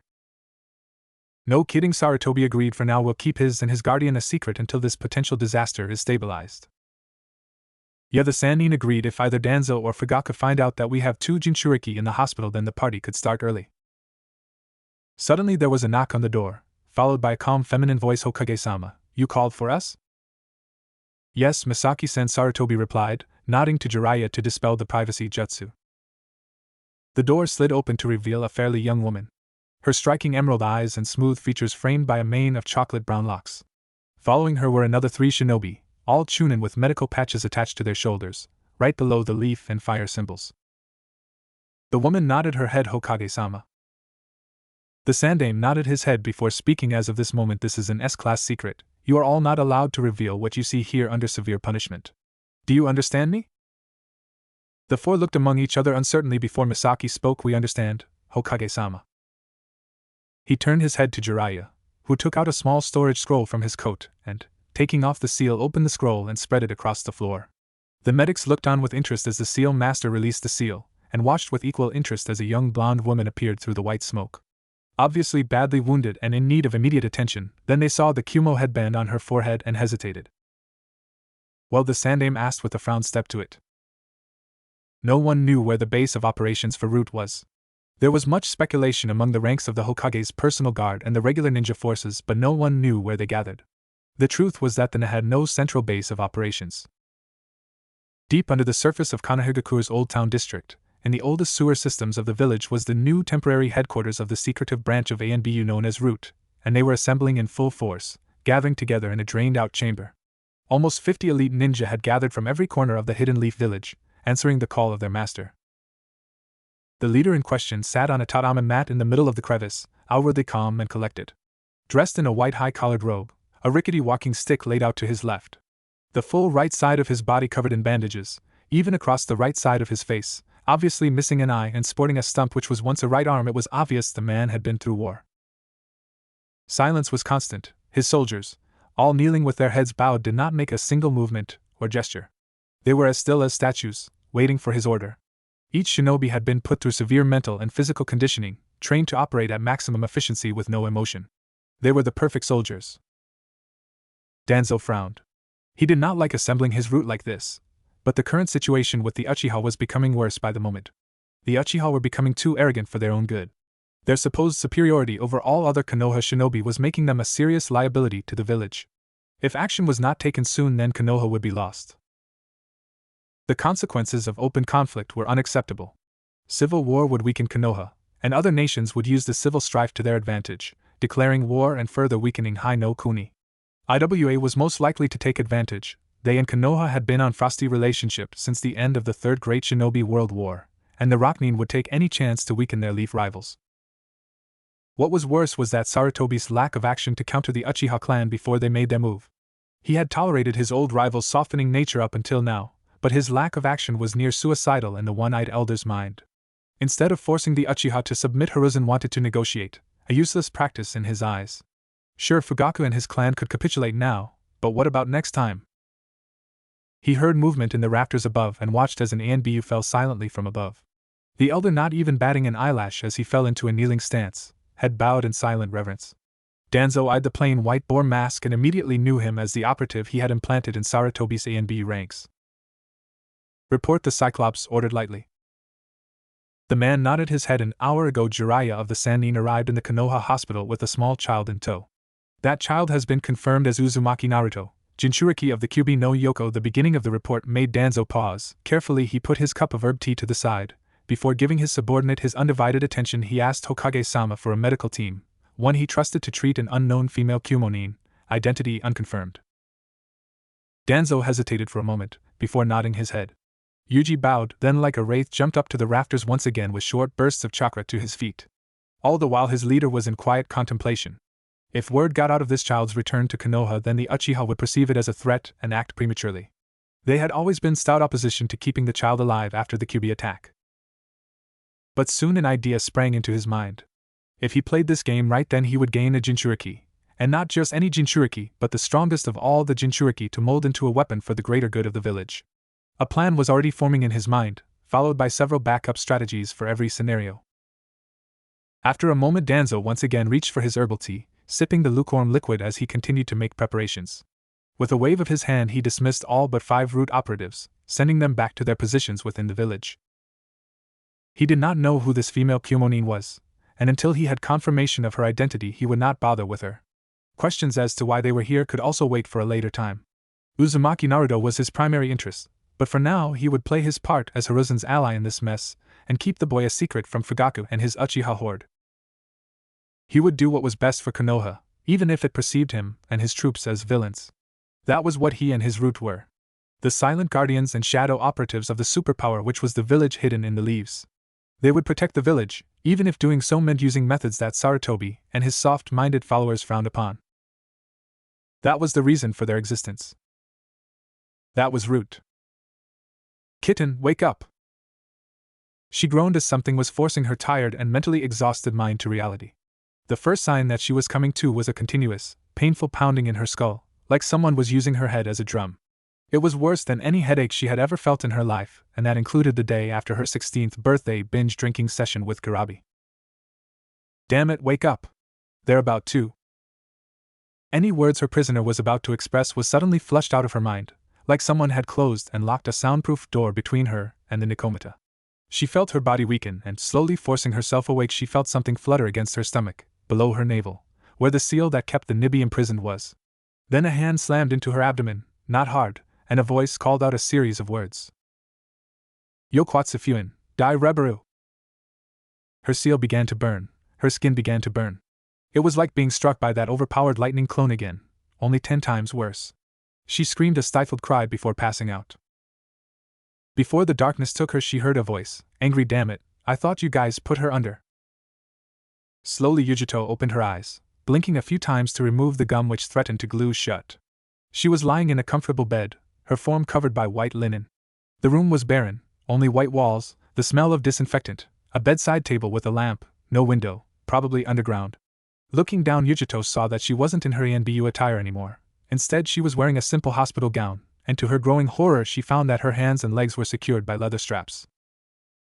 Immediately she was alert, trying to gather some chakra into her hands, but nothing came. She tried her legs, nothing. Yujito reached deep within herself, looking for the flaming azure chakra of her partner, only for her mind to hit an invisible barrier, which gave no quarter despite her best mental efforts. The armored door at the other end of the room opened with an ominous creak, and the former Kumonin found herself at the mercy of whoever walked through that door. Who would it be? This was Konoha, and she was an enemy shinobi caught in their territory, so it would likely be a member of the village's ANBU, the torture and interrogation squad. She frowned, trying to remember who the head of this village's interrogation department was. Her blood froze. Marino Ibiki, the man was something of a legend, rumored to have broken a Reikage candidate in under an hour during their little series of border skirmishes 4 years ago. Her thoughts suddenly shifted, the mental image of a smiling 8-year-old invading her head. She fought an urge to panic. Where was Naruto? Was he alright? If these bastards hurt him, Yujito didn't care what kind of seal they placed on her, she would, as her adopted son would say, go wild. The door opened, and to the recently made Nukinin's surprise it was not the towering form of Marino Ibiki, instead it was someone else. He was an old man, maybe in his mid-60s, with tan skin blotched with liver spots, a well-kept white goatee and a lit pipe in his mouth.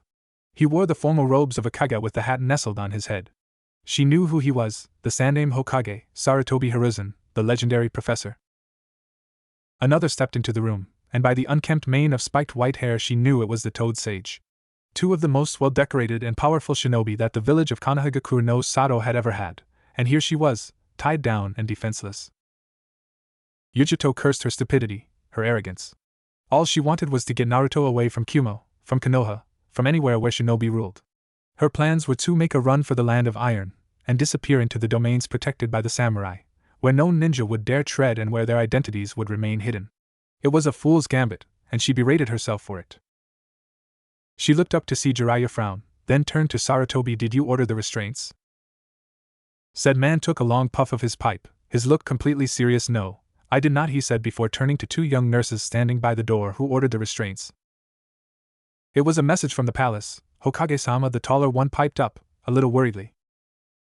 Both student and teacher looked to each other in quiet alarm, albeit well hidden. Who in the Hokage Tower would know of this woman's existence in the village? Well, remove them. The two nurses nodded before hurrying to Yujito's bed, each one removing her legs and arms from the bindings before hurrying back to their positions at the back of the room, and being quickly dismissed by the Hokage. When the door closed again, both men were staring intently at her as she rose up to a sitting position, absently rubbing her wrists. I'm sure introductions are unnecessary, the Sandaime said, taking a puff of his pipe. Yujito nodded, but did not give any other reply. Her mind was already going through methods of getting out of this room, finding Naruto, and escaping this village before they went on full alert. She needed to find where her charge was. After that, everything else would fall into place. Slowly she tried once again to draw chakra, only to come up blank.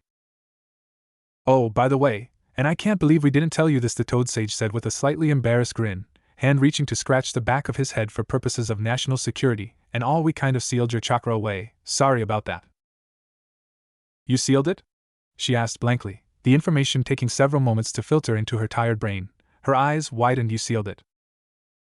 Jiraiya frowned. Well, of course we sealed it. You're a foreign ninja found and captured in our territory. It's standard procedure. Yujito stared in complete surprise at the pair, before falling back into bed with a feral feline growl. It was all supposed to be rather simple. Break Naruto out of Sakamoto's A&BU torture department. Get out of Kumogakure. Get out of Kamamari no Kuni. Traverse to Hai no Kuni. Avoid all shinobi contingents and patrols. Move through Hai no Kuni to Tetsu no Kuni. In her mind, Yujito had royally fucked up. Instantly her thoughts went to her training under such circumstances, and that was to say nothing but her name, rank, and shinobi identification number. But she stopped herself. She wasn't a ninja of Kumogakure no Sato anymore, now she was just a nukenin. What were you doing in Hai no Kuni? It was Jiraiya's voice, and why were you being attacked by your fellow ninja?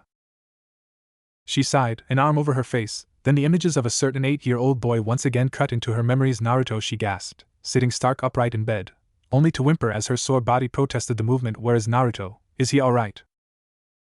The two elder shinobi seemed slightly taken aback by her sudden outburst, though it only took the form of their eyes widening. What got them was not the question. It was the pleading tone in her voice, plus the look of worry in her eyes. Sarutobi took another puff of his pipe before he answered her. He is fine, getting some sleep in one of the empty A&B rooms. She seemed to deflate in relief. The Sandaime saw her reaction, and besides the situation, a small smile threatened to form across his aging features. So you gained a friend, Naruto?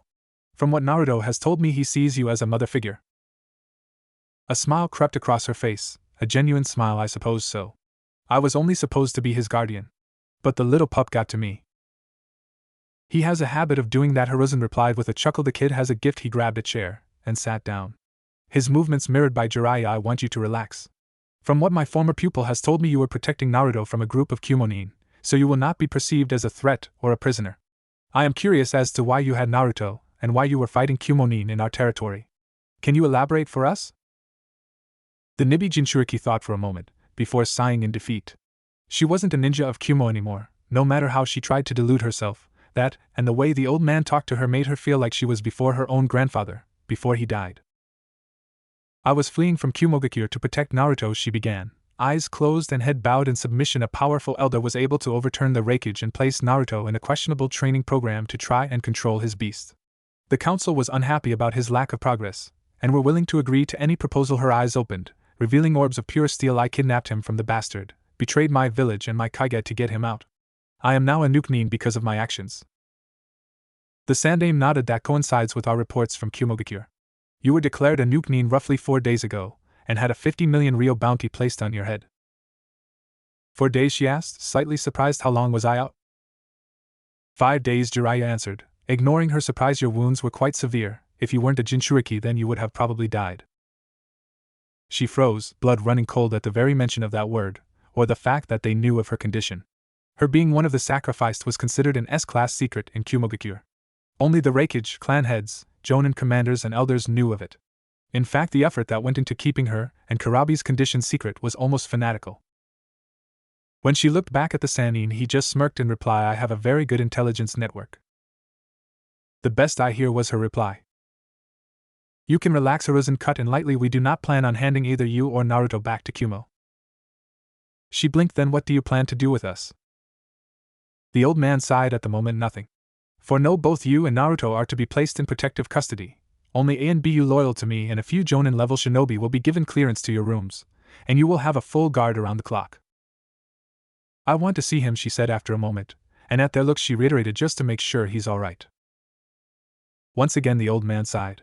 He seemed to do that a lot. I'll see to it. For now, get some rest. You look a little worse for wear. With that, both Jiraiya and the Hiruzen left the room, leaving a bewildered former Kumonin in their wake. As the steel door closed and the pressure locks were activated, Jiraiya spoke up. She may not be loyal to Kumo anymore, but I doubt we'll get anything from her.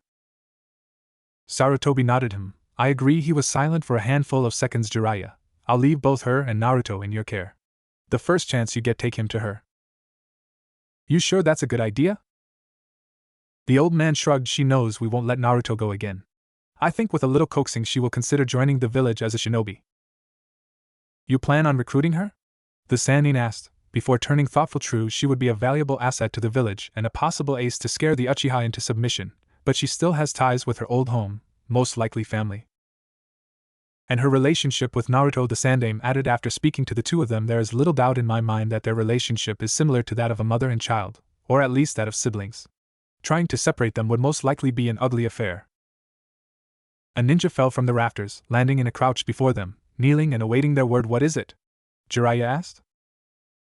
My apologies for disturbing you, Hokage-sama, Jiraiya-sama, the ANB replied, reaching into his flak jacket and pulling out a small scroll. But I was ordered to present this to Hokage-sama. Another meeting of the council has been called. Sarutobi frowned as he took the scroll, dismissing the ninja before opening it.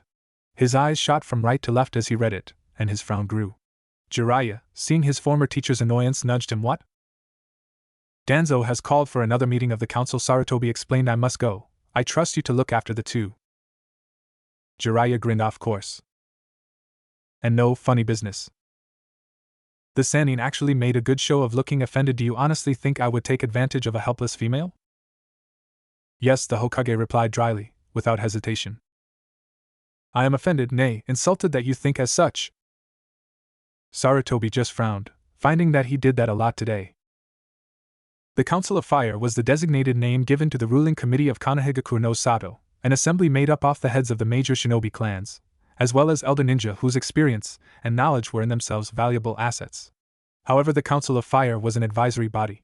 It was the Hokage who made the final decisions, something that Hiruzen had made a priority since his reinstatement, making sure that while the councils had their say, it was he who was in charge. In truth, there were two councils in Konohagakure, the Council of Fire, who presided as the advisors to the Hokage in all shinobi matters, and a civilian council who dealt with the day-to-day running of the village. The second council was made of merchants and business owners, and was mostly responsible for trade, finance, and the running of non-military industries. They were not the problem. All of their activities were monitored by the ANBU in case of any abuse of power. They were simply there to run the numbers and keep the village running smoothly.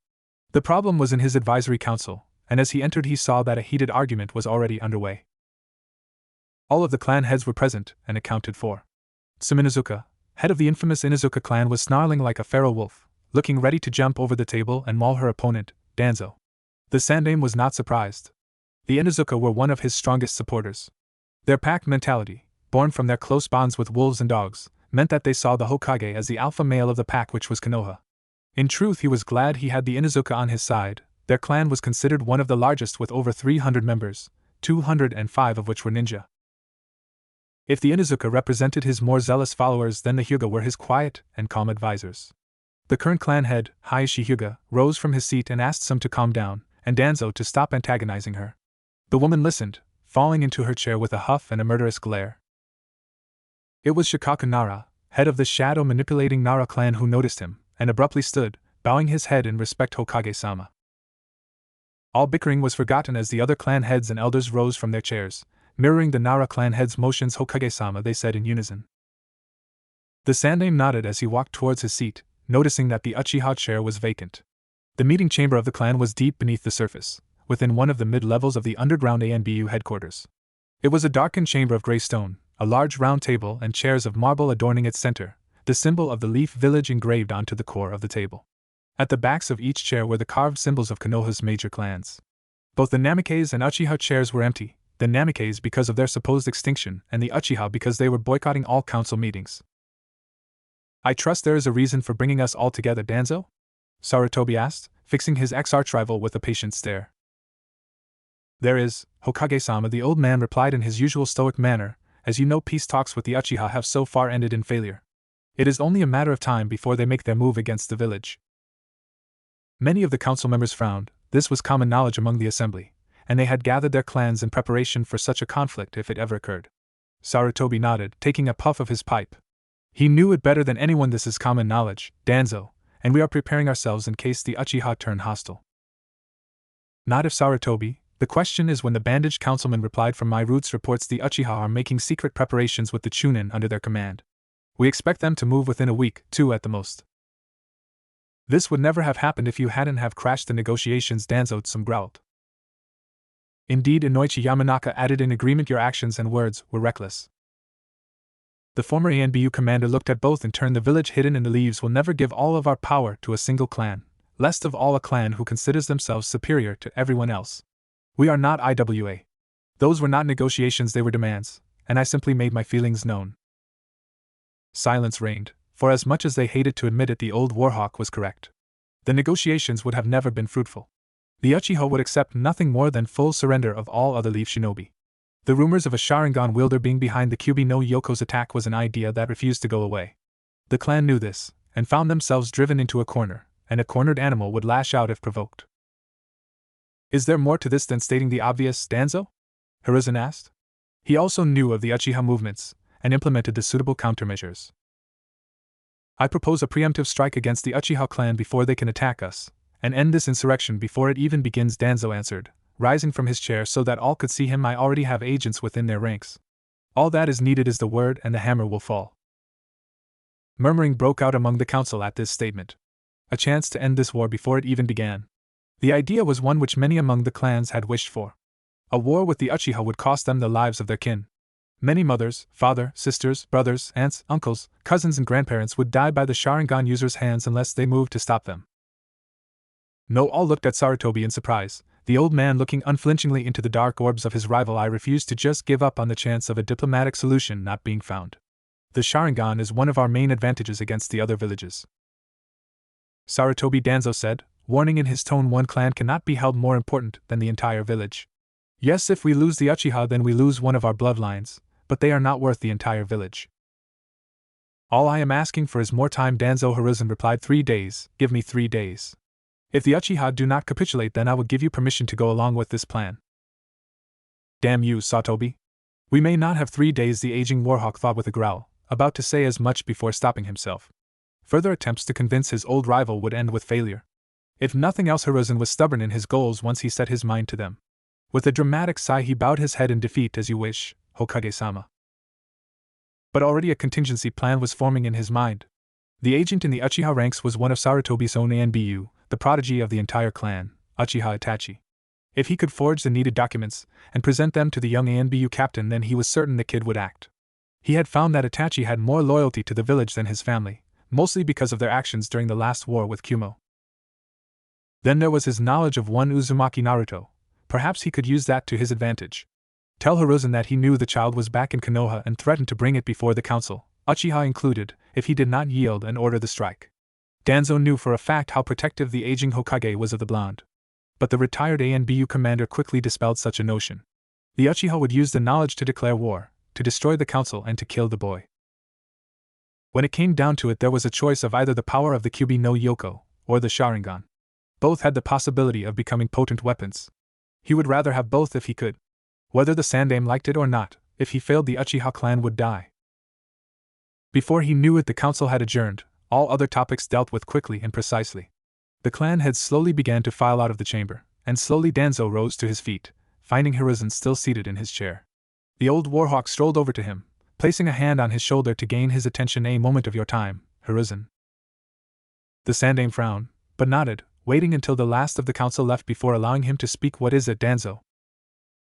A simple matter of security is all, the retired commander responded. It has come to my attention that you have a Kumonin in the medical wing of ANBU headquarters, and a certain child. It was hard to rattle Hiruzen Sarutobi, but the root leader could say with a fair degree of smugness that he had done just that. Even if the only visible change was a slight widening of the professor's eyes, I see was his reply. And what do you plan to do with this information? For now, nothing, Danzo answered. For now we should focus on the threat the Uchiha pose. Imagine what would happen if they gained such information. It was a bluff, but Hiruzen didn't know that. So my suspicions were correct, the Hokage muttered, causing the old warhawk to narrow his eyes. I had a feeling you had someone in my A and BU squads. Only a few knew of the arrival of those two. Jiraiya is immediately out, as are Suki and Mei, considering they have not left the boy's side since he arrived. Misaki and her medical team are fiercely loyal to me, so that leaves Yuji. It was hard to rattle Danzo, but by the sudden widening of his eyes, followed by a dangerous narrowing, the legendary professor had just achieved that. What have you done with my A and BU, Danzo? I have done nothing, the old man replied, sighing in defeat. He is in his apartment, with suppression and capture seals in place to keep him out of trouble. I see, Hiruzen replied, before looking to the ceiling. Kakashi. There was a blur of movement in front of them, and a single A and BU dropped into a kneeling position. Dressed in full A and BU attire with a dog mask covering his face, spiked silver hair, a katana sheathed to his back, full armor and kunai holsters high, Hokage-sama. Go to Yuji's apartment and release him from the seals, then take him to the hospital for a full medical. Hi, Hokage-sama, the Kopinin replied before vanishing in a blur of wind and leaves. When his chakra signature vanished, Sarutobi turned to his old rival. Anything else, Danzo? No, Hokage-sama, the bandaged councilman replied through gritted teeth before spinning on his heel and stalking towards the entrance, leaving the professor alone with his thoughts. If Danzo knew, then he would have to step up his security. Suki and Mei were capable, but they were B-rank ninja. It was time he sent in an elite. Danzo walked with a purpose through the low-lit tunnels of the ANBU headquarters, ignoring his own personal guard who were following him along the rafters above, as silent as the grave. Eventually the dreary tunnels began to brighten, the drab, meters-thick concrete walls giving way to timber furnishings and rays of mid-morning sun as he ascended to the Hokage Palace, his feet instinctively moving through the well-lit corridors to his destination. Two loyal Chunin guards stood at the door, nodding respectfully as he entered. The room was a small meeting hall, barely 2 meters by 2 meters, with 2 large, plush sofas and a mahogany table, a closed window allowing just the right amount of light to enter. In this room, sitting on the sofas, drinking herbal tea and waiting patiently, were the other 2 elders of the council. They were Hamura Midokado and Koharu Yutane, both former teammates and close friends of Hiruzen. Both, like Hiruzen, were trained by the Nidaime Hokage, and over the years before their retirement they were considered some of the strongest and smartest ninja. The respect they held with the shinobi of the village had gained them places of authority as elders. You saw it wasn't a question. Danzo knew that he could never side them permanently against Sarutobi. Their friendship went beyond such disputes. The Sandaime wants to bid his time a little while longer, but we all know that such a decision could be our downfall. Koharu nodded, as much as I hate to admit it. You are right, Danzo. Hamura sighed, taking his glasses off to massage his temple. We will support your mission when the vote comes. The scarred elder raised a brow. And what of Sarutobi? The village comes first, the elderly woman said firmly. If Hiruzen fails, then give the order to strike. Sometimes the advantages of having a homicidal demon sealed within you outweighed the problems, even when said demon was locked away by a seal designed to make Kage-level ninja as weak as newborn kittens. Yujito looked at her arm, once broken, now healed, and breathed a sigh of relief. The moment the bones had been reset, her healing ability had set to work, and within an hour the fracture's forearm had knitted itself back together. It still hurt when she moved it too fast, but it was a definite improvement. The burn marks were nearly gone, with nothing more than a few blemishes which would vanish in another half hour or so, and her cracked ribs had knitted themselves back together before she had woke up. Her cat-like eyes darted to the side, scanning the large form of her bodyguard. Jiraiya was leaning against the wall, arms folded, head bowed and eyes closed. Trying to look cool or asleep on his feet, Yujito couldn't be sure. The kanji on your headband. Jiraiya looked up at the woman. Yeah? Trying to look cool wins. It stands for oil, doesn't it? Yeah. Her nose crinkled slightly. It was actually pretty cute. Why would you put oil on your headband? The old man chuckled. I'm a sage of the toads, hot stuff. Haven't you ever heard of toad oil? She shook her head, seemingly ignoring the hot stuff part. Never fought against a toad summoner before, so no. It was obvious she was bored out of her mind, and just wanted to talk to someone to pass the time. It was the most he had gotten out of her since she woke up. I heard a rumor I want you to ratify for me. She looked at him, and the Sannin could have sworn that her expression would perfectly suit a curious cat. If it's a matter of village security, then forget it. I'm not comfortable to divulge my home secrets just yet. Fair enough, Jiraiya replied, but the rumor is more about you, Azure Cat. Is it true you can summon cats? She smiled at that. Now that would be divulging my clan's secrets, Jiraiya-sama. He laughed. I guess it would. To answer your question, Yujito replied, no, I can't summon cats, but I can summon one of their bigger cousins. Ho ho, the Sannin hummed, leaning in closer. Well, what is it? This would be perfect for his research. He already had a character outline of her for his new book, maybe had a few cat ears, a tail, and a little familiar. Can you keep a secret, she asked, and at his bobbing nod smiled teasingly. So can I. Cute, the Sannin replied dryly. She gave off a Cheshire Cat's grin, before the latch to the armored door turned, catching her attention. Jiraiya noticed how her ears seemed to perk up, and guessed she had augmented senses as well. The door opened, and a little blonde bundle blurred into the room, jumping into the air and landing in Yujito's arms. She smiled as she hugged him, glad he was alright more than anything.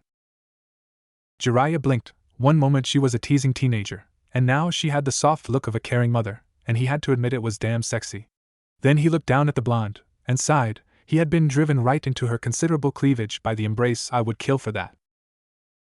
Are you alright, she asked, and once again the Sannin was amazed by the softness of her voice. Yeah, I'm fine, Naruto replied. Stop worrying about me and worry about yourself for once. How are your injuries? Are they healing okay? Are they treating you well?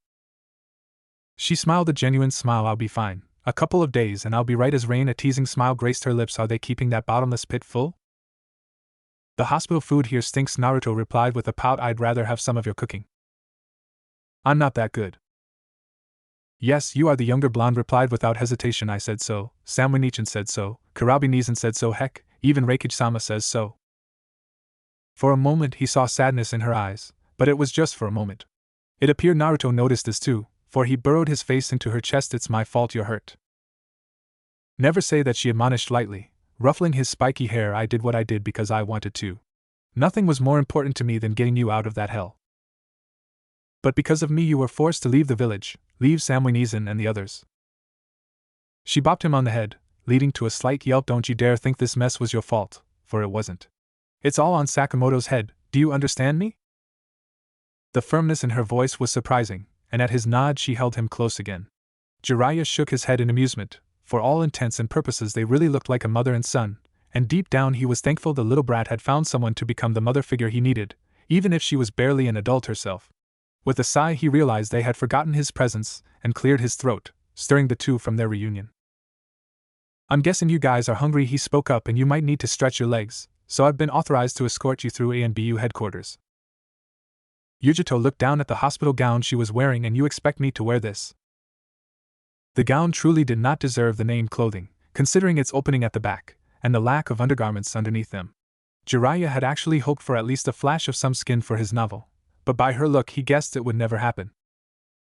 Never fear, the Sannin roared boisterously, pulling out a small storage scroll and biting off the seal spread it across the floor, making a couple of hand signs before slamming his hand against the paper. A small explosion followed, and once it cleared she saw a black shirt with dark purple trim, a pair of dark blue jeans and a pair of sandals. Yujito unconsciously whistled. She was no fashion snob, but it was pretty good. Then she glared at Jiraiya, who had a look of perverted glee on his face. Do you mind? Not at all, he replied. By all means, you may begin any time. With a venomous stare she pointed to the door, her eyes refusing to leave his out. Someone needs to make sure you don't try to escape, he explained, although she could have sworn he was about to froth. Damn, she had no idea the legendary Jiraiya was such a pervert. And how am I going to do that, she asked blandly. That door is the only way in or out. She had him there. With a sigh of defeat he turned and left, barely hearing her ask Naruto, considerably more nicely, if she could have some privacy. The blonde nodded before following the Sannin out. With a sigh Yujito got out of bed and quickly undid the cords at the back of her gown, allowing the clothing to pool at her feet. She put on the jeans first. The trousers were skin tight but otherwise the right size. Next was the shirt, a little baggy but it would suffice. No panties or bra had been left out, so she guessed she was going to go without. Knocking on the door as she finished slipping on the sandals, she was greeted by a wide-eyed Naruto and a strangely giddy Jiraiya. What? She asked, hands subconsciously going through the motions of tying her hair into a ponytail. Jiraiya tried not to drool as she held a piece of white cloth in her mouth.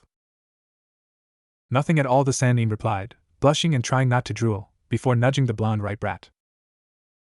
The boy just nodded, quickly yet mechanically, causing the Nibi Jinchuriki to openly glare at the Toad Sage's back as he walked down the corridor. She didn't know of the observation room, and its one-way viewing mechanism hidden behind the western wall, or the fact that she was officially one of the main characters in Jiraiya's next book. All he needed to think of was a name. How about Yukiko? Norimasa Sakamoto was considered by many to be one of the smartest individuals in Kumogakure. He was a man who prided himself on his patience and willingness to adapt to any situation or scenario. It was the reason why he was still alive at the age of 68, while many of his comrades and rivals had perished on the field of battle. But Norimasa Sakamoto was also a man who did not like to have his well-laid plans derailed from under him, not when he was so close to reaching his target. He had put so much work into gaining a Jinchuriki, bribing, blackmailing and sweet-talking clan leaders and elders to vote his way. He had even made sure that the brat's conditioning through normal methods be sabotaged, and for what? The Nico bitch had derailed everything. All his plans turned to ash because she had suddenly grown a conscience. What was worse was that the Raikage waited until the pursuit team returned before marking her as a nuke-nin, and the bumbling fools had failed miserably.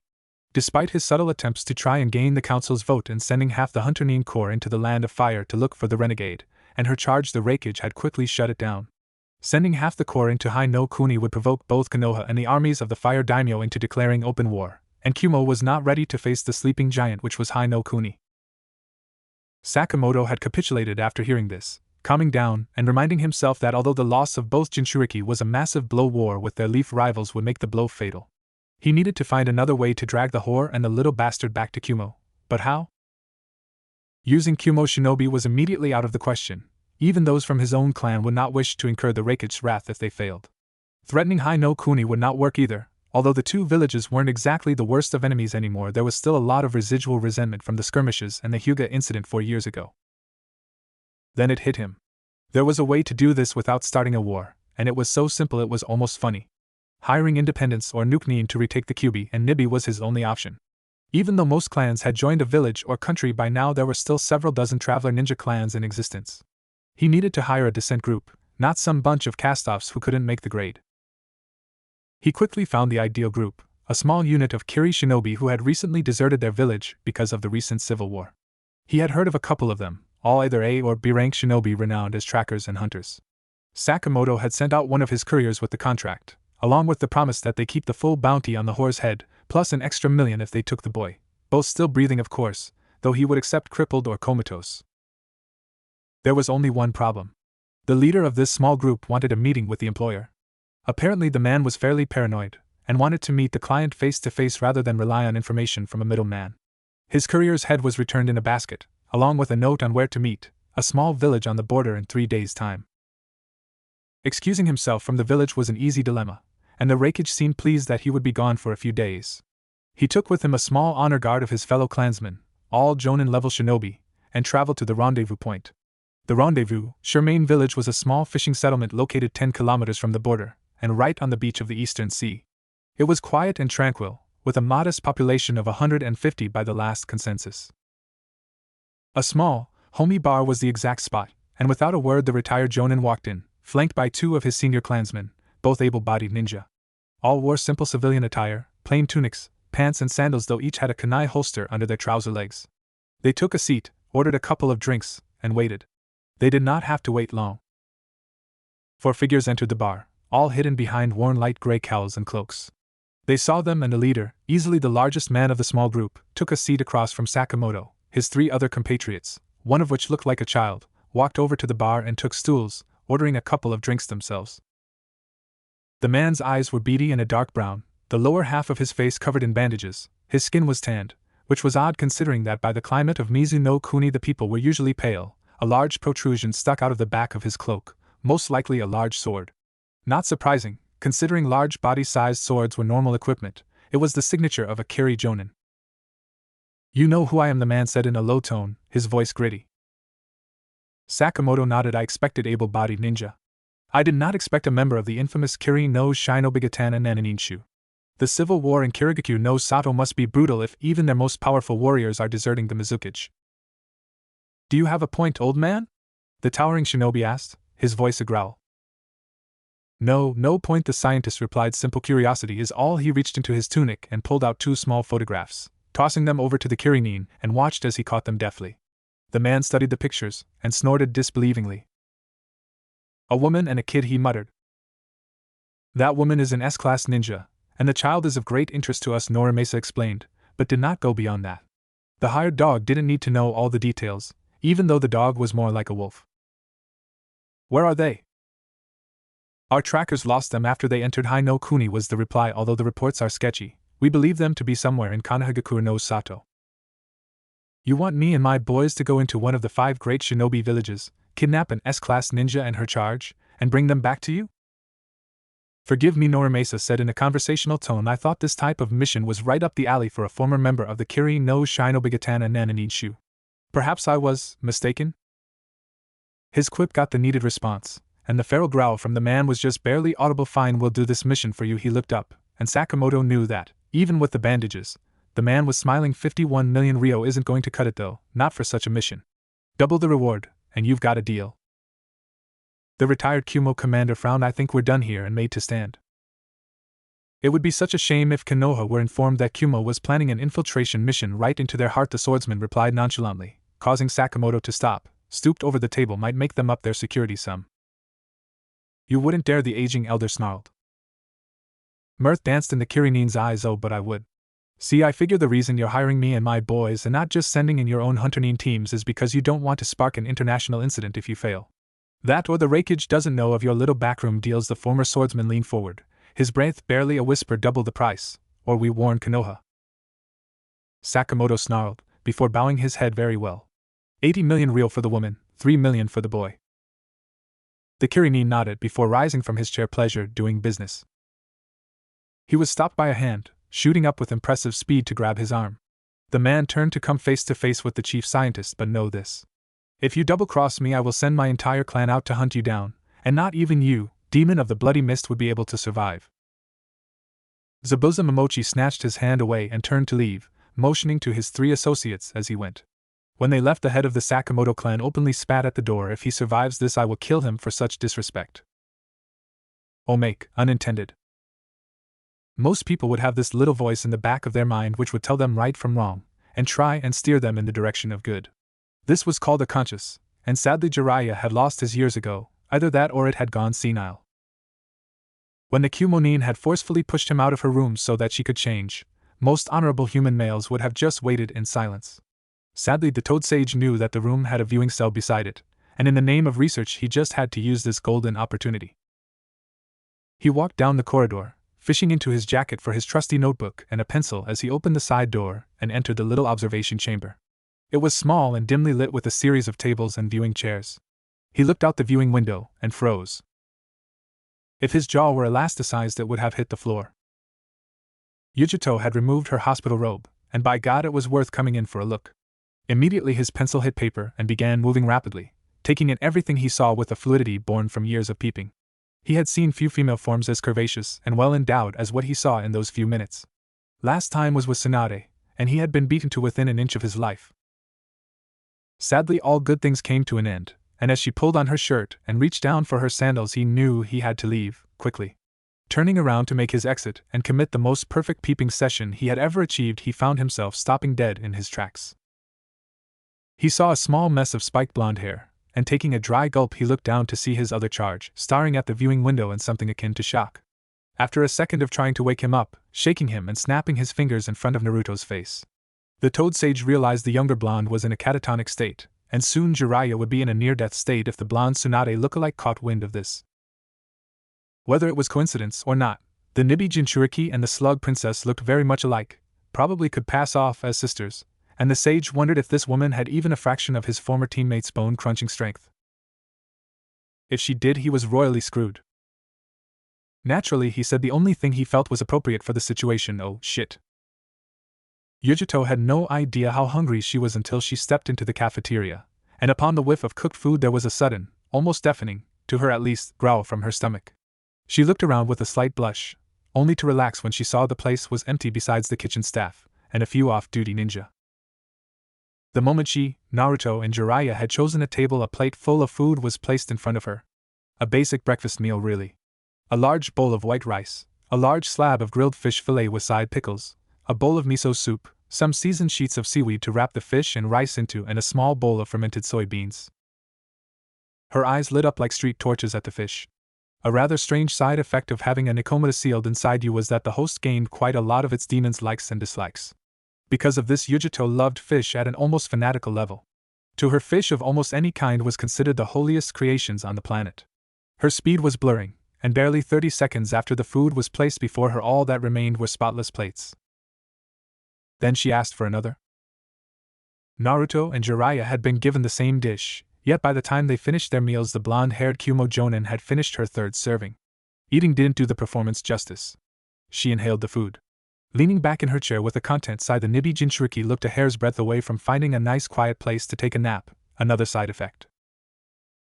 She stopped when she saw the look on her young charge's face. For some reason he refused to meet her eyes, and this worried her. When he wanted something, he had no problem going up to her and asking for it, same when he had a problem he needed advice with. This shy and nervous kid was not the child she had looked after these few years.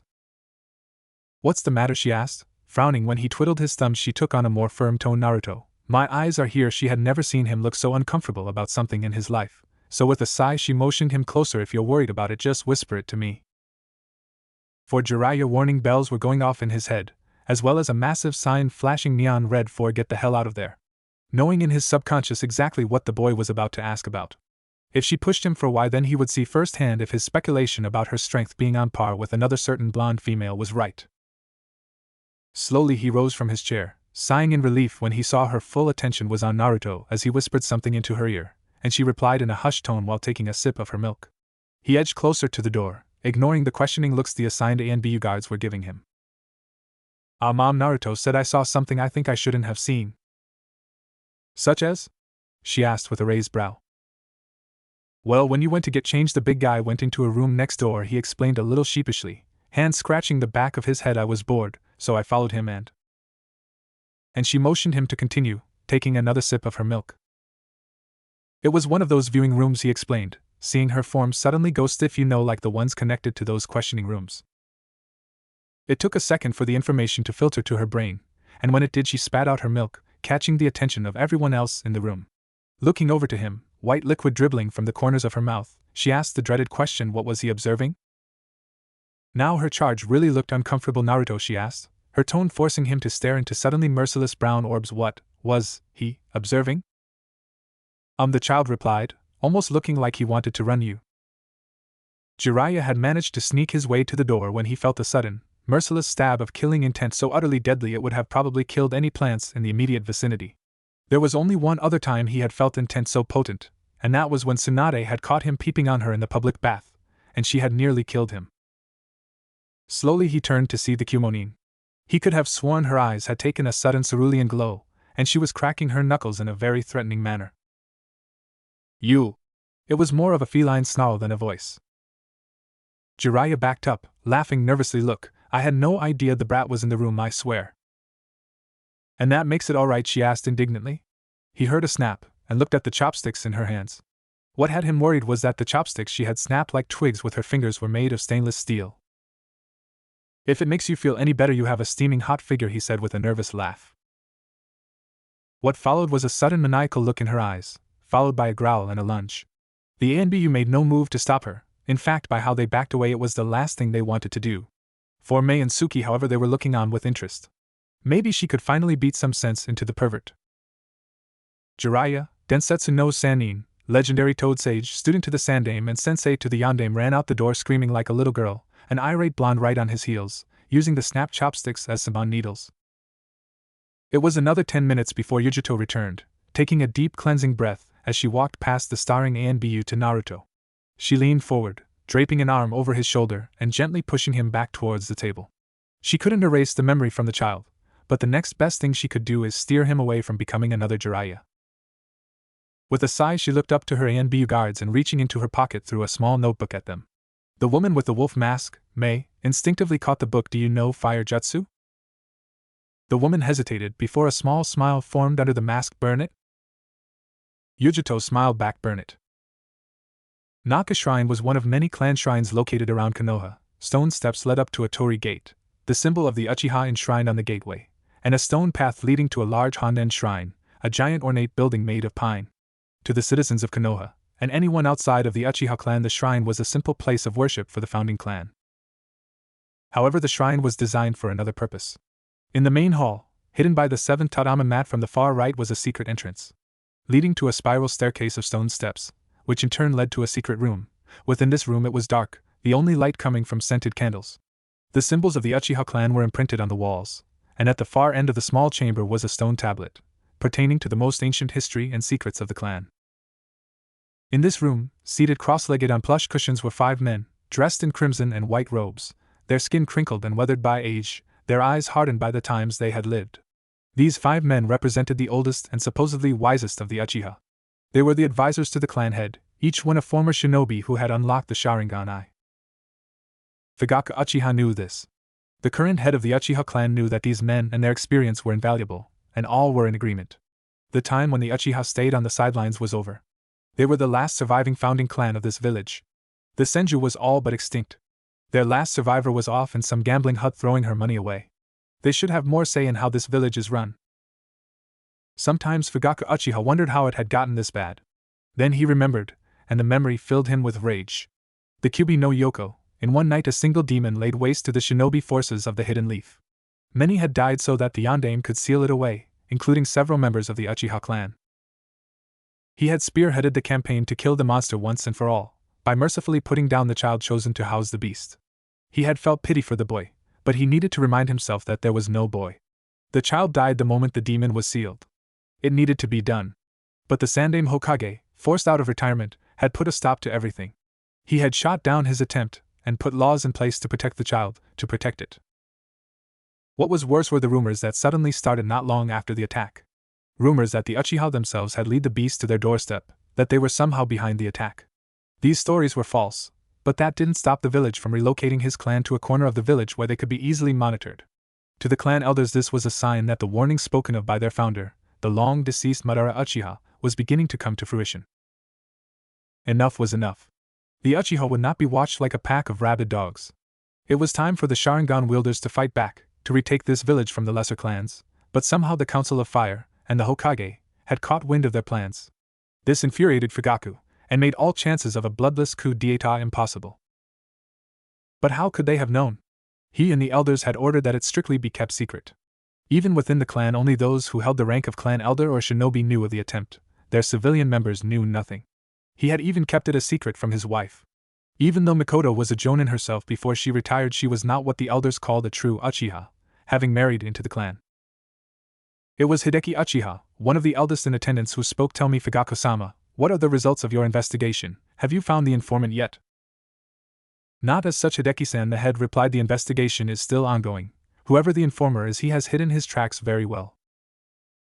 "This is most troubling." Kazuko Uchiha spoke, his voice raspy and ancient. "To think one of our own would willingly betray us." "As troubling as it is, Kazuko-san, the fact that the Hokage and the council have caught wind of our plans is proof enough that one of our own has become a spy," Osamu Uchiha said sternly, the 50-year-old man massaging his trimmed dark gray mustache. "What about the Chunin?" Hideki said, looking to Fugaku. "Could one of them not be as loyal as you let on?" "The Chunin know next to nothing about the coup," the clan head replied calmly. "Nothing other than that if we did instigate one, we would have their support." Ba Osamu growled. "Most of these Chunin are low class, not from any prestigious clans. How can we trust such commoners at their words?"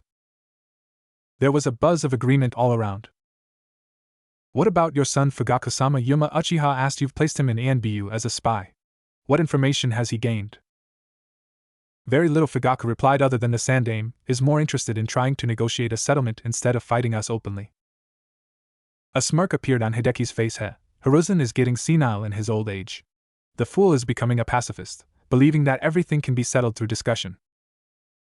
"Hiruzen is many things," Kazuko spoke up, "but a fool is not one of them.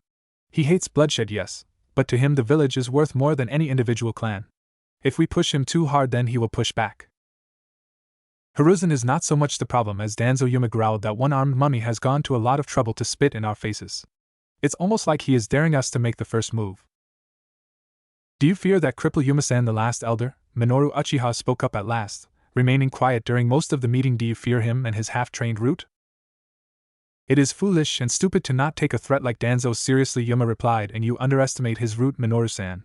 They may not be a match for a well-trained jonin one-on-one, but they're not supposed to be. Root operatives are trained as assassins and spies. They strike from the shadows and melt back into the darkness once their task is complete. They fear nothing, not even death. Enough, Fugaku growled, smacking the table with his fist. Look at you all, you are acting like a bunch of scared rabbits. Is this really the mighty council of the Uchiha clan? As one the 5 elders bowed, we apologize, Fugaku-sama, Hideki intoned, however our chances of victory are slim. I propose we back away for now, and wait for another opportunity to strike. Murmurings rose up among the elders, silenced by Fugaku's raised hand. Wait for our enemies to drop their guard, then strike for their exposed neck. Very well, I agree. Sarutobi glowered over his desk at the scene, hands stapled together, and generally trying to look threatening. At the far end of the room was Jiraiya, trying to look cool and in control when in fact he was sporting a black eye, his clothes riddled with several small holes from near misses. So the old man began calmly, shooting a sorely disappointed look Jiraiya's way. Please explain this all to me. He peeped on you while you were changing, and when you were informed of his, activities, you chased him through the halls of ANBU headquarters, utilizing chopsticks as weapons with the seals still firmly in place to boot. Yujito nodded, throwing a murderous glare the Sanin's way which promised pain and possible decapitation if he did it again. The Gamma Sanin actually physically flinched under her gaze. And what were the ANBU doing during all of this? Hiruzen asked. Yeah, where were you guys? The Sanin exclaimed. She could have killed me. Suki and Mei looked at each other for a moment, before shrugging. We thought the great and gallant Jiraiya-sama was more than capable of dealing with the shinobi who had her chakra suppressed. The Sannin shot them a hurt look, but any further talk was silenced by the Sandaime clearing his throat. Yujito-san, he said, gaining her attention, I take it you called me for more than to complain about my students' questionable activities. Yes, Hokage-sama, she replied, before looking down to the floor for a moment, her eyes uncertain, battling an internal battle of emotions. I would like to request asylum for Naruto and me. She had been thinking about this the entire night, and as much as she wanted to take Naruto and run, Yujito knew that was impossible. The next best option was to seek sanctuary in another village, preferably another one of the 5 great shinobi villages. It was common knowledge that once a ninja became a member of a village, they were protected by the village, and nowhere else was more zealous in this belief than Konohagakure. Yujito was also no fool. They knew who Naruto was, and they would never willingly allow her to leave with him. The Hokage took a puff of his pipe, as if in deep thought, before opening the drawer to his desk. There are certain procedures that need to be followed when a shinobi considered a nuke wishes to enter our village. He placed the hide of the leaf on the desk, the metal, adorned with the symbol of the hidden leaf, polished to a shine. First, you will need to adhere to a mind examination by a Yamanaka to make sure your wish is genuine. Second, you will be put through a series of tests to assess your skill level. These exams will test your knowledge of ninjutsu, genjutsu, taijutsu, weapons knowledge, and battle tactics. The second is a prohibition period of no less than 3 months to test if you are truly sincere in your wish. You will be guarded by a select group of my ANBU operatives during this time. It may be best to put a cover story in place about her origins. Hokage-sama, Jiraiya spoke up, his tone deadly serious once again. Hiruzen nodded in agreement. What do you plan to do with Naruto? She asked suddenly. For now, I will allow him to remain with you, Hiruzen replied. I have a feeling a stipulation of you staying is that the two of you are not separated. She nodded. But that leaves us with a dilemma. The Sandaime took another puff. As to where the two of you are to stay until you can afford a place of your own. They can stay in one of my apartments. Everyone turned to look at Jiraiya, who smirked. The one in the shinobi district should do, I think. 2-bedroom, open floor living room and kitchen, a single fully stocked bathroom and a decent view. The young woman raised an eyebrow suspiciously. What's the catch? I just want to make sure my godson is looked after. Jiraiya, Hiruzen spoke up warningly. The Sannin frowned at him. She's going to be his guardian, so she might as well know a few things. He stared the woman in the eyes, unflinching. Naruto is my godson, chosen by both his father and mother. It took a while for the information to sink in, but when it did, Yujito stared venomously at him, wondering where this man was all of Naruto's young life. So where were you? She asked harshly. When I found him, he was sitting on a swing, drenched by the storm and shivering while the orphanage workers locked him out. If he didn't have his prisoner, he would have died of pneumonia. You were there? Jiraiya asked incredulously. All in the room knew what he was talking about. I was one of the ambassador's guards, she replied, knowing that if she wanted these people's trust, she needed to tell them everything. Sarutobi sighed. The Hyuga are going to love this if they ever found out. And you were okay with trying to kidnap a 4-year-old girl? I didn't attempt to kidnap her, Yujito shot back. We were ordered to remain at the hotel. The guards weren't told the true purpose of the peace talks until the day before. We were told what would happen and were to leave if the attempt failed. That was it, she started at him. You're changing the topic. Where the hell were you when he needed you? Both men looked at each other, even the A and B looked uncertain. In her mind, the Nibi Jinchuriki knew they would be asking questions about her involvement later. But now there were other issues that needed to be sorted, pressing issues that in her mind were more important than a 4-year-old village feud. This time it was Jiraiya's turn to growl. I spent the entirety of his first 4 years trying to protect him. Do you know how many kidnap and assassination attempts were made against the boy in that time? I personally foiled 9 kidnap and 15 assassination attempts, not to mention the 50 others that were never implemented because of my spy network. He needed more than protecting, she all but shouted in agitation. He needed someone to be there for him. Do you have any idea what it's like to grow up all alone, to have no one there to look out for you or be there when you got home? She knew from personal experience. She had lost her mother and father when she was young, and most of her family soon after. It was only her and her younger sister he needed more than a silent protector from the shadows. He needed a father figure, someone to tuck him in at night, someone to soothe him when he was scared, someone to worry about him when he didn't come home. She knew this from experience. Damn, did the cub do a number on her stress levels during their first year together? He used to be plagued by terrible nightmares, terrified that people hated him when someone looked at him funny, and that was just his emotional baggage. His manners and personal hygiene were atrocious. To put it bluntly, he had been a mess, a well-hidden one, but a mess. Jiraiya sighed, his tension leaving his muscles. I know. His response surprised her. She was expecting a retort. I know I wasn't there when the kid needed me. But I will be making up for it starting now, by giving you that apartment. He smiled sadly at her. I didn't do the job right, and his parents would have been ashamed of me. His mother would have beaten me to a bloody pulp, and his father would have probably killed me. But he has a sister figure in you. You were there when he needed you, and for